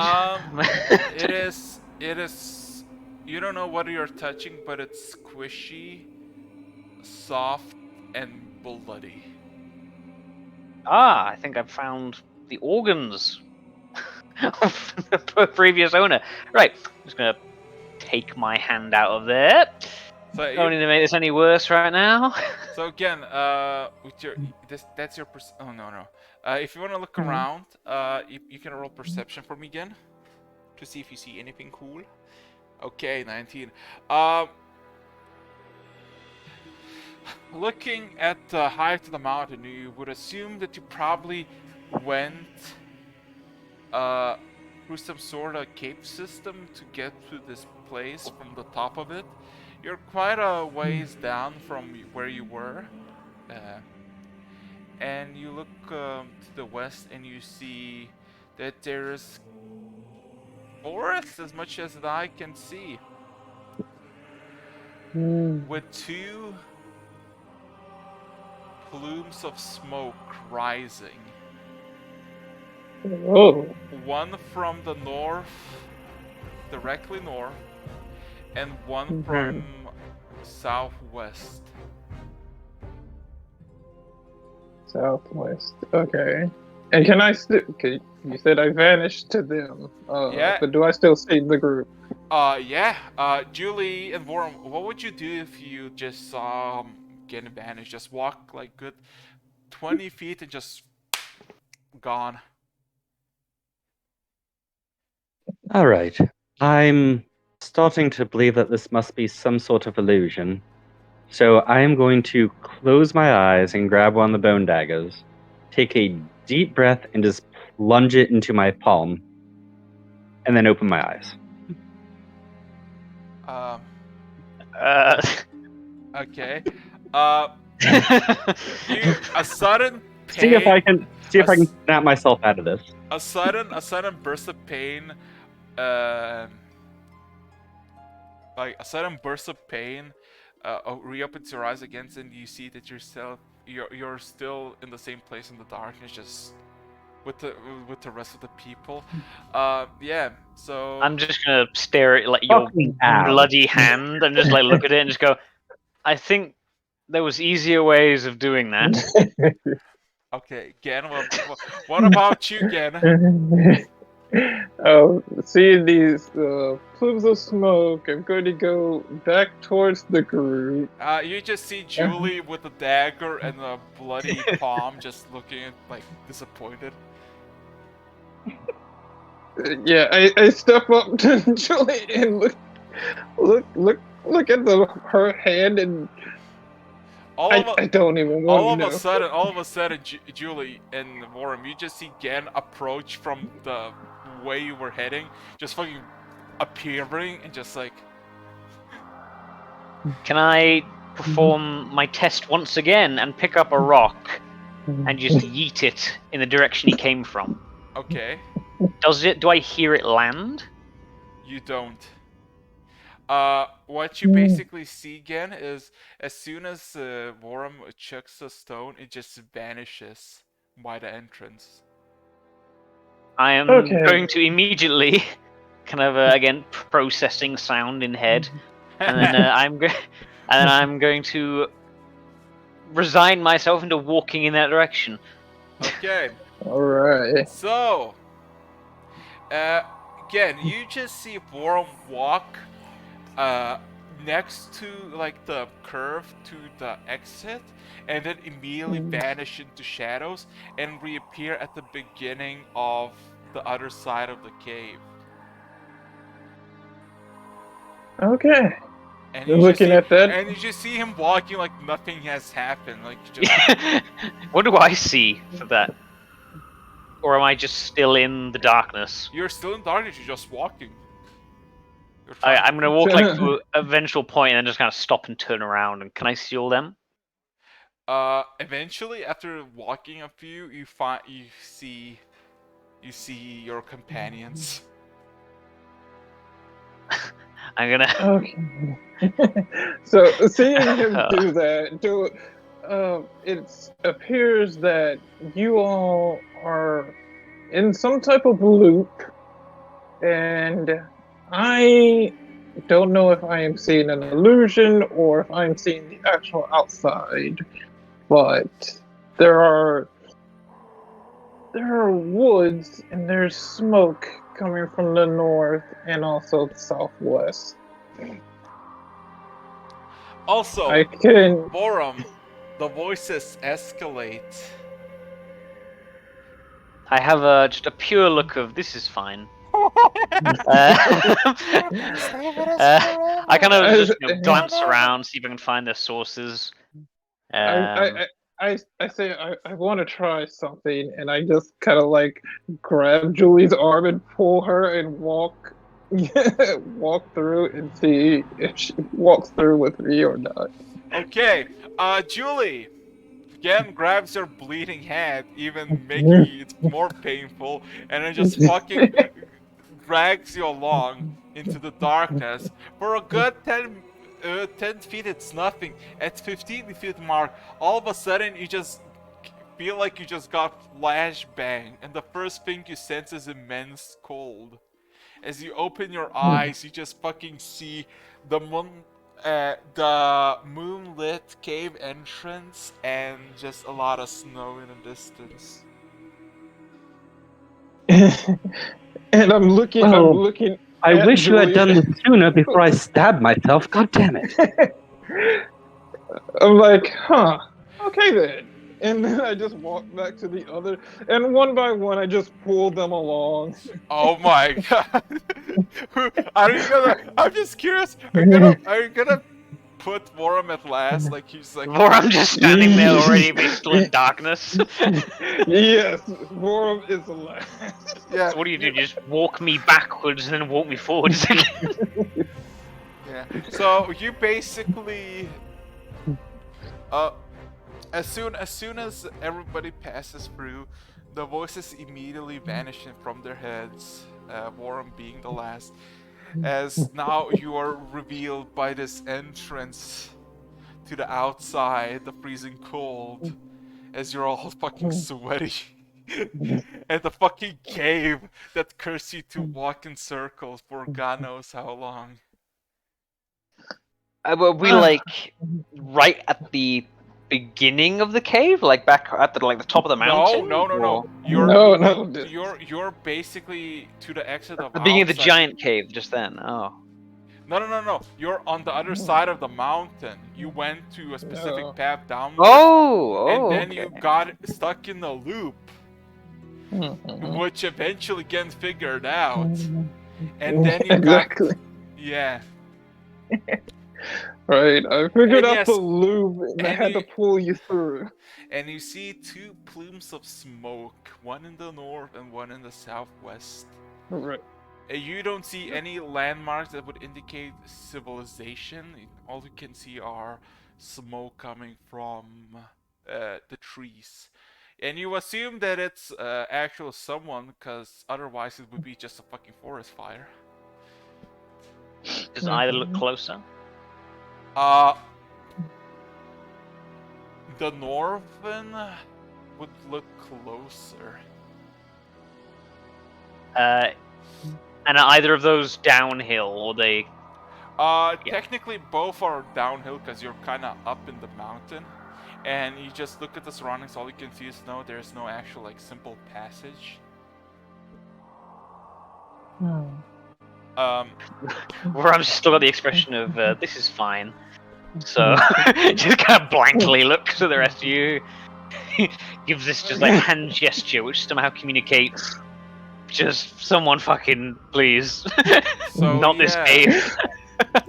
At this very moment, all of you are freezing. I was standing there with my arms crossed, and I'm just, all right. Now that we all can see the outside and know that I'm not crazy, and I look at Warren, I'm not the crazy one. Which way? North or southwest? Which way, Western man? Ah.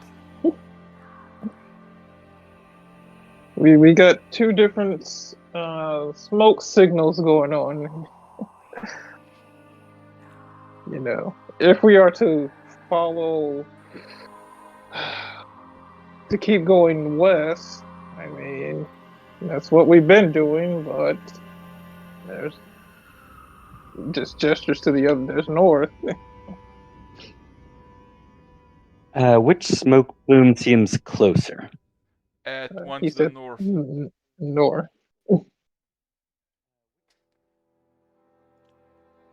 I do just want to check my compass is no longer spinning, is it? Yeah. It is. It is still spinning. No. It is no longer spinning. It's Oh, chilling. okay. It shows in the north direction, and it's the north. Well, I mean, it's like if you go 360 degrees, it's like 352 degrees. So it's like not perfect north, but it's like good enough north. We need to make a decision, people. It's. I don't know if you know, but it's cold Bora. out here. Goram is just gonna start walking in the north into the snow. Yeah, it's fucking. It's dark. It's cold, and you're all sweaty on a mountain. You're all currently freezing. Yeah, I'm just gonna like walk a few meters to the north and then just like turn around and be like, This shit's let's go. cold. All right. I guess I'm north sick of is. west. West is a bad direction. The worst of all the directions. We can go north now.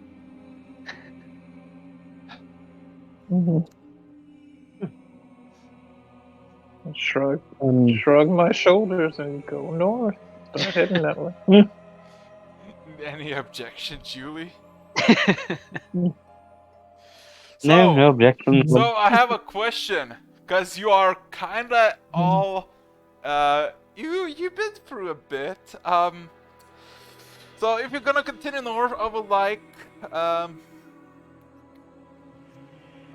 guess it's my time, cause with the freezing, your movement speed is halved, and you take 2d6 cold damage per hour. So, Oh, yeah. wonderful. So, my good sirs. Oh god. Okay. You all take 7 points of freezing damage. So, making your way through. Give me a second. Okay. So.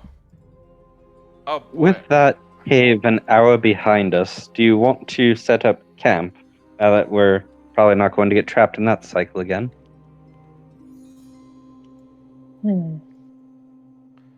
It's up to you to decide. I am slightly fed up of illusions and alternate spaces, but I also don't want to die in the cold. I lose a bet if I die like that. Okay.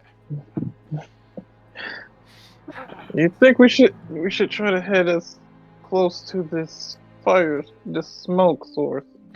Somewhere there's smoke, there's fire.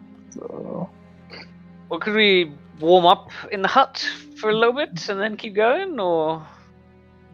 Dovkin just kind of coughs up in the cold. I'd rather to have some rest. My fucking head is bloody. All right, Oh that's yeah. fine. Give me a second.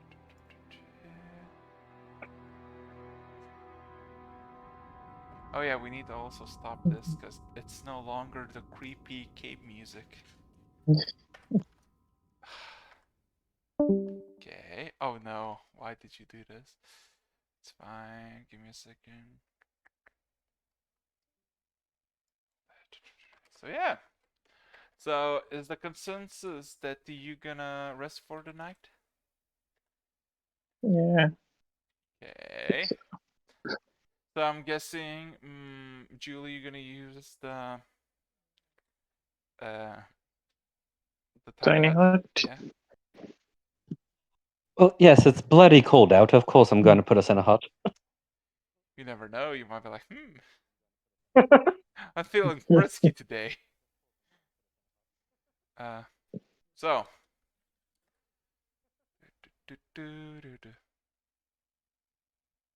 Nice.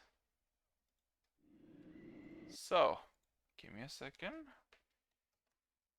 So, after walking for a good hour.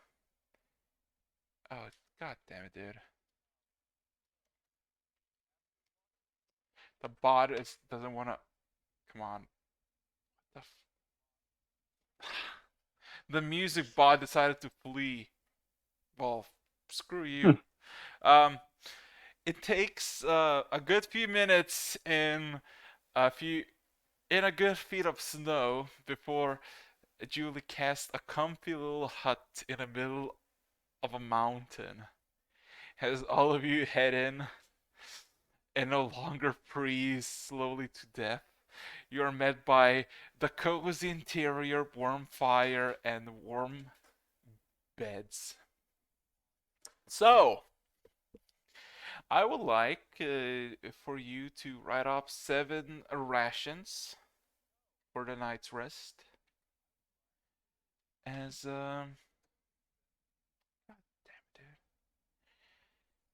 So yeah, write off 7 rations, cause you're gonna eat, so you don't go starving or hungry.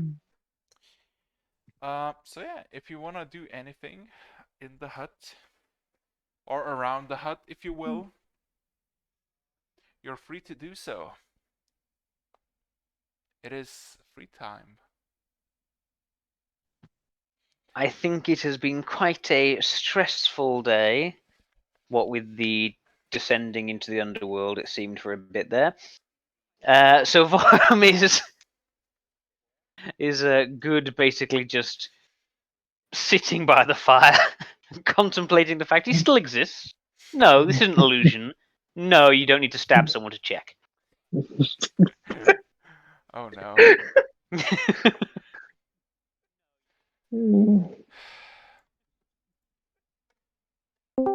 Okay, give me a second. So if I do, let me check. If I do this, and I do, nice, cool. So, so Vorum is basically contemplating that he is still alive and surviving again. And Julie, what about you two? I'm going to nurse my bloody hand.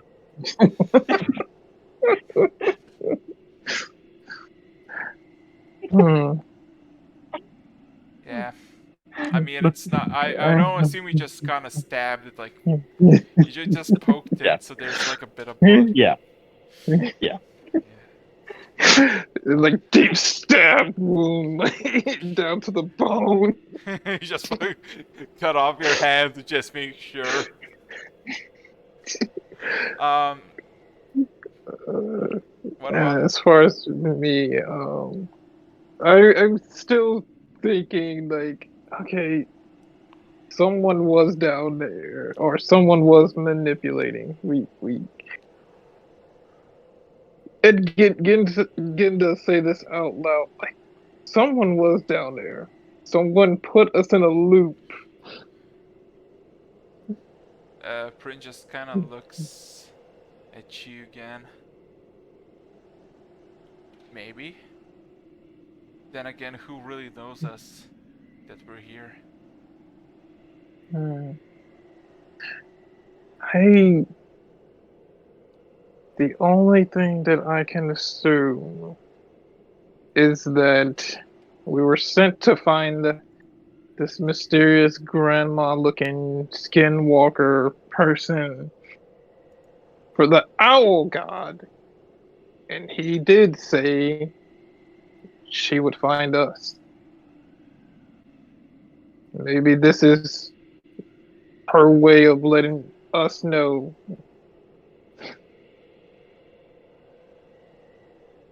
Something like that. He just kind of shrugs. Um. So,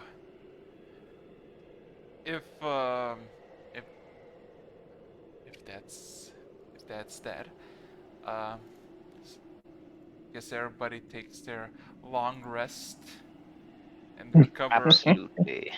recover their uh, spell slots and or HP to maximum. Get back those 7 hit points. I mean that was a tough fight, right? Mhm. So yeah. Speaking of tough fights, I would like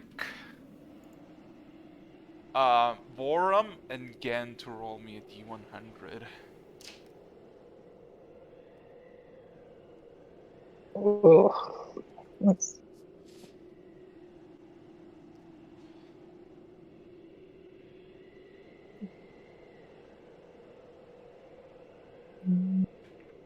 Oh god, everybody rolls so low. Ah.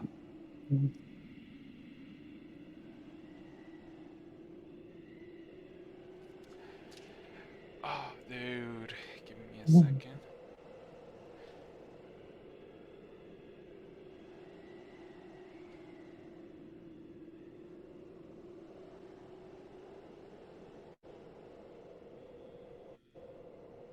Okay. Okay, so we're gonna do. So, the Visera mood, alright.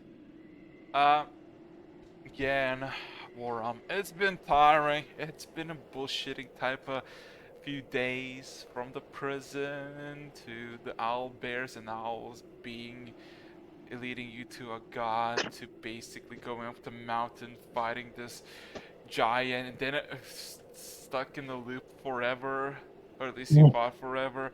It's been a fucking crazy fucking few days. And then you think to yourself, at least it couldn't get any crazier, right? No, Right? no, you never think that. You never say that. You never say that, but you think about it. As calm sleep takes over you all. And the howling wind slowly draws out and slowly becomes rain. Give a second.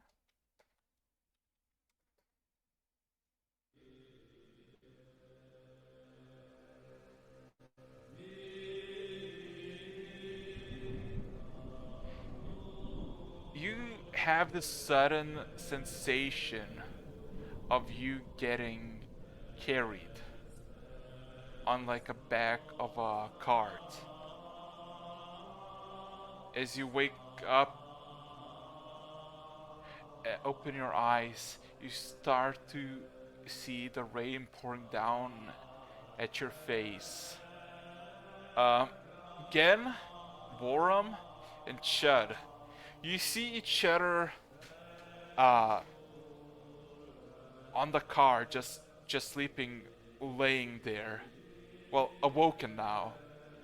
You recognize your faces, but you look at each other's attire, and you see that you are different. Instead of these prison outfits, you have these pristine metallic armor decorated in this golden tabard of a cross. And you just hear distant chanting as you're basically getting transported somewhere. As you peek over the cart, you see dozen more carts with individuals sitting or sleeping, with a retinue of hundreds of similarly dressed men and women going in a single direction, chanting and just singing as the road continues on. What would you like to do? I turned to him and go, "So, we're finally awake."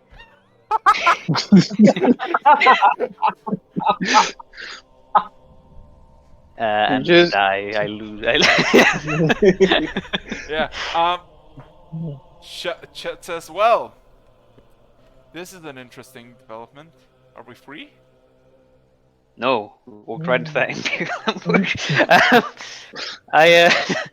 I look at myself basically, and does this clothing feel familiar? Does it, is it made to fit? Is it? It looks like it's been hand tailored to fit your specific self. Even though you don't recognize the clothing, you don't recognize what the hell you're wearing unless you want roll me a history check. Yeah, go on, why not? Even though you don't recognize, you just have this like back of the mind feel like this is yours. Oh god.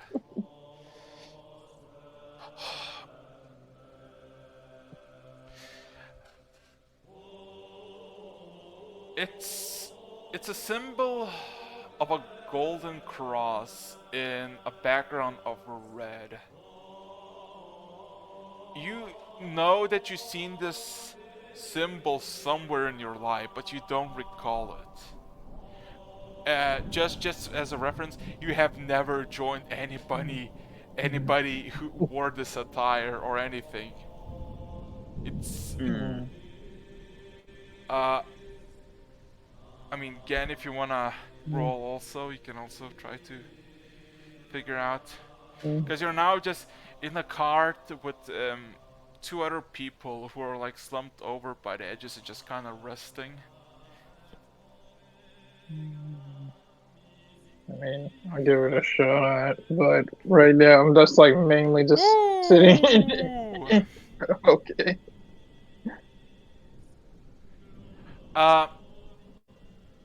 Oh boy, I need to sneeze.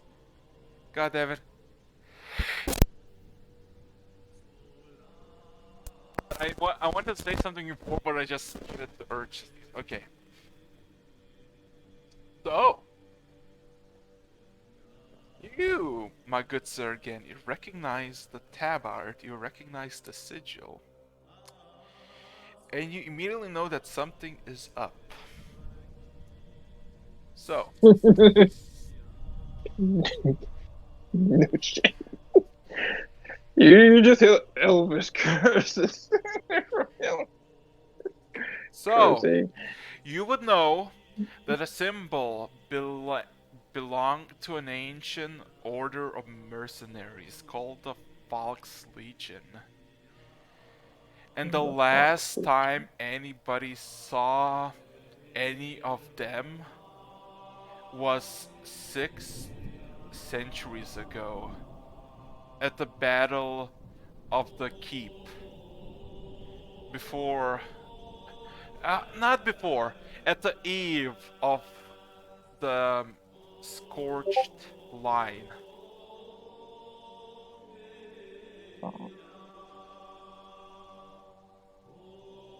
They're called what again? Fox? Give me a second.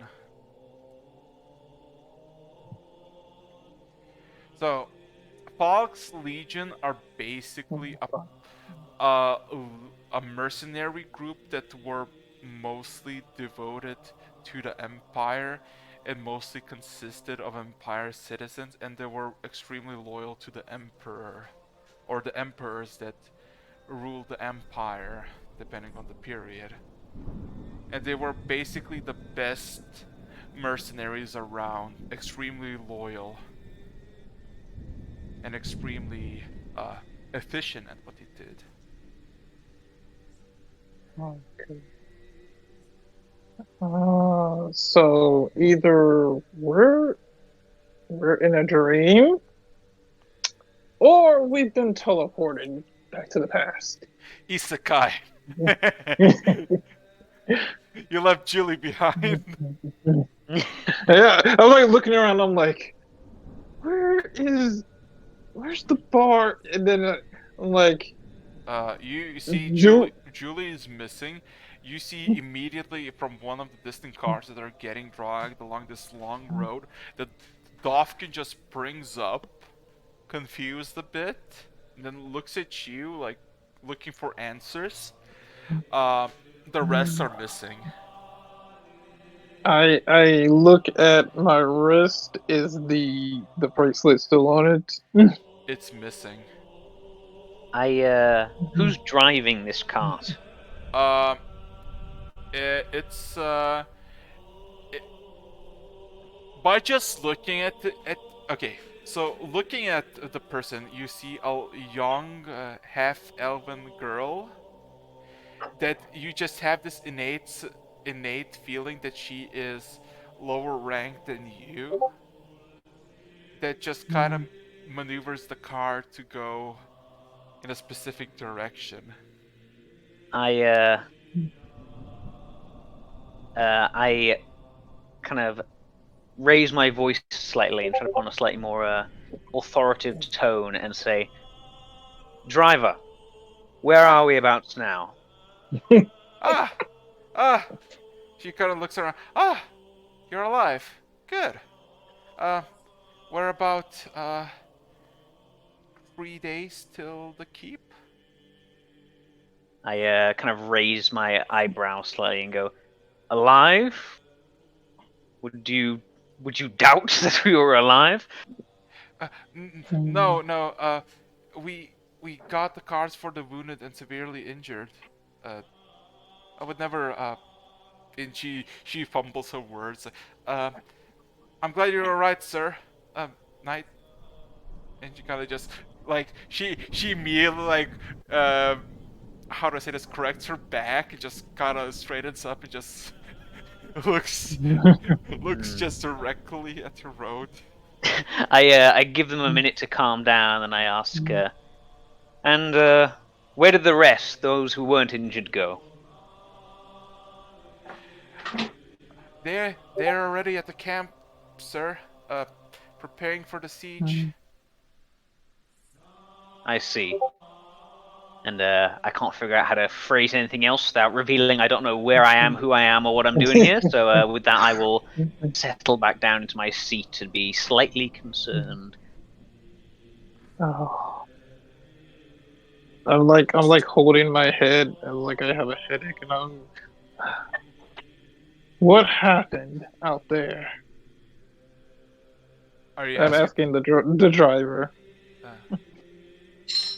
The rebels ambushed us, but we repelled them. Quite a few of our comrades did not survive, but it was a futile attempt by the rebels.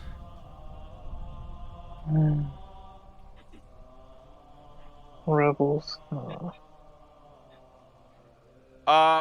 So with that history check, the keep, the rebels, the battle of the keep was basically one final push against in the civil war. When a long time ago, the empire was a whole thing throughout the whole continent. And then all of a sudden, a civil war broke out in the east and eventually swept through the whole continent until like the very border of the empire's heart. And then the whole war happened where bit by bit the empire recovered most of the continent, and it stopped at the Battle of the Keep, which was supposed to be the final push for the empire to basically break the rebels' defenses and go into the eastern front and just conquer it all. But the Scorched Line happened, which basically something happened with the Majocracies, and they basically obliterated 3 million people in 2 minutes, decimating the entire Empire's army, thus ending the Civil War with the rebels' victory. But it was like it was a really shitty victory, all things considered. And we're heading towards this key. Yes. This time. So Julie's not here, right? No, Julie's not there.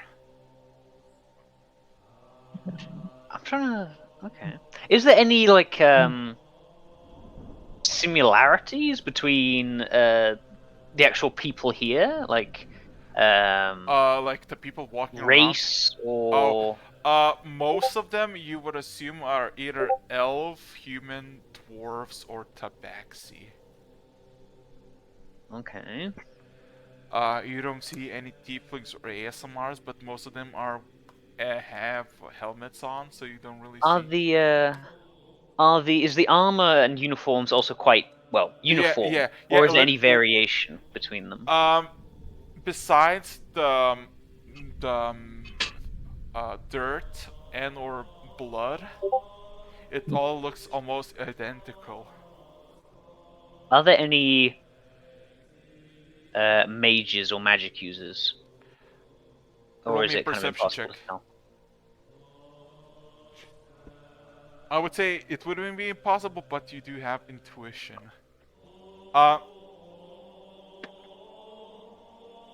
At your surrounding, you see none of the mages. None of mages.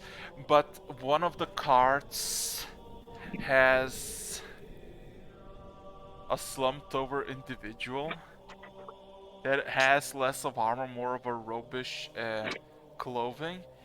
And you have this intuition that he's a powerful sorcerer. Like, even though you don't know what the fuck you're looking at, you just have this intuition, like a sudden deja vu.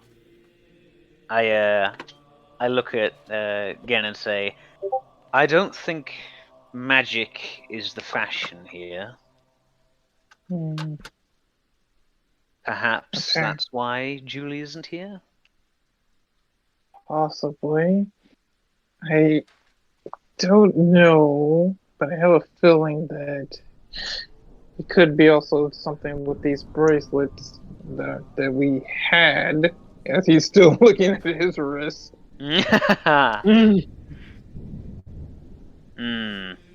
Considering she's the only one not here and she was free of her shackles.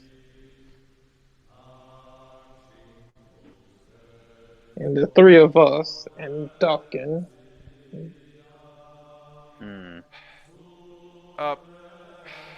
Chet just kind of looks at the bracelet. Is there a way that we just can walk out of this? Just like, you know. Well, if it's a dream, yes. If it's not, I don't know if that would count as deserting. And I'm already on the run in one life. Don't know if I want it to be two. So again, looking around, you suddenly feel this sensation of heat coming from your wrist, and then you feel you feel the heat inside of you, and then you just look around and you see that everything becomes to get brighter and brighter. Like there's just sources of light just appearing, just brightening your vision. Same starts to happen for you, Vorum. Oh no. I'm really And getting tired. You just hear Jin just getting tired of people playing with my head. you just hear the female elf just say one more thing before you fully blind it. Don't worry, sirs, we'll be there in a few days. And you are woken Cut up. back to the Yes. house. Julie looks at us. Oh, you're finally awake. No. Technically, again, you wake up because you are actually, um, well, you had your full rest, but you wake up sweaty and like you just had a nightmare. But the comforting sound of harsh winds outside just warm your heart that your nightmare is finally over. Uh, you look over Borum, Shud, and Dovkin as your first reaction, and you see all of them not awake, but they have that uh, how to say this, that look of like they just had a nightmare and are like sweating profusely. Alright. I take a look over at them. Then I look to see where Julie is. Julie is here. She's just sleeping soundly. Right. See, like she's peaceful and fine, and everyone else is like just like fucking. Oh, okay. I'm okay. I am not losing my mind. Someone is playing with my. He's saying this in his head. Uh, Someone's playing with my head. I'm going to get to the bottom of this, and I'm going to stab someone.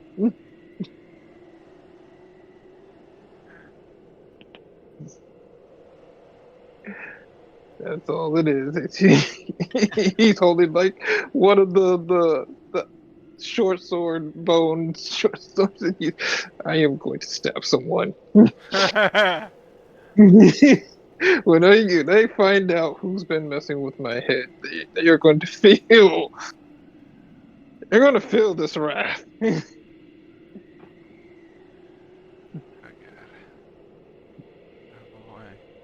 So, anything you'd like to do as you're now fully awake as you're an elf?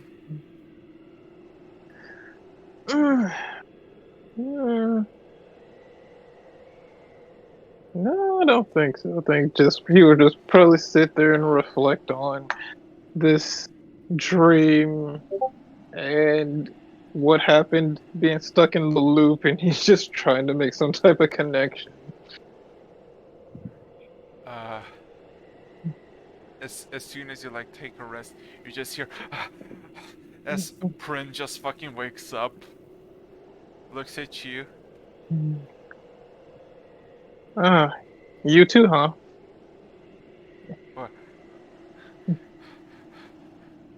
You two dreamt of blue mammoths? Blue mammoths. He kind of rubs his temple. Never mind. Ah. Ah. This is like raising an eyebrow at him. Why would you be dreaming about mammoths? It's a long story. He kind of looks embarrassed and like scoots away, like turns his back towards you. Okay. She was like, okay then. Note to self: watch out for Prince. You dream about mammoths. Alright. Julie shifts in her sleep. I love you too. We'll giggle. Just look over at I Julie, love you just too. sleeping peacefully, calmly on this like. He's just like, you kind of see like where he wants to shout, like, "Why you?" You But he's just just holding it there. yeah and then everything goes quiet, and then you just hear a from the orc, just like a fucking ripping one, just. Oh God! No! Is there a window? There is tiny windows, but there's also outside. Jesus, man! No more elk for you. Oh God. Ah. Well, But I think yeah. that would be it. Like, because Worm didn't share. Well, he didn't really share, like, tell us what was in the pack when he went through it. Which one? The backpack and stuff. What was there in it? Hang on. Uh. There wasn't much really. There was the compass, the rope, and the Bag of holding and six rations. the rations. Yeah, I gave the rations over. I gave the balls, the ball bearings to Julie. The rope is just kind of attached to the bag.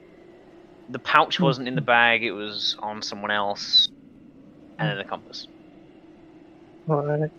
I was thinking, like, I think the bag is basically just full at the moment of just ivory knives. like, because I'm wondering if, like, if he showed the bag of holding, if I would have recognized it as a bag. I figured out it was, but when I yeah, as far as what's in it, I think it's organs, at least for the most part. Tomorrow morning, I will investigate the bag, but I was more concerned with evil carnivorous, zombie plants, and the fact we basically went to purgatory for a bit there. Yeah. So it's been 3 hours of the session. You want to continue on, or you want to call it? I'm good for calling it there. I need to eat food. Same, dude. Same. So yeah, session 4 is over as you actually survived the fucking purgatory. I didn't think we would actually. I genuinely thought we'd just be lost forever in there for a bit. Yeah. So congrats everybody, you're level 11. Oh, didn't we level to 11 last time? Yeah, last I time. think we did, yeah. Oh wait, really? Yeah. In that case, you're Yeah. still Yeah. level 11. Damn. Yeah, you leveled us up because we took the giant down. Oh yeah, forgot. Shit. You know, at least I got my fun now, because you got to torment yourself for a bit. So yeah. Yeah. That's gonna be 3 hours of D&D session 4, and probably next week is gonna be session 5, hopefully. Hopefully. Oh. Right. So, Yeah. with that being said and done, you got exactly 15 seconds to say whatever the fuck you want before I'm shutting the stream down with no survivors. I am going to stab this Never forget, thing. fear the power of the bard. Goodbye. Yeah. Oh god. Well, eat.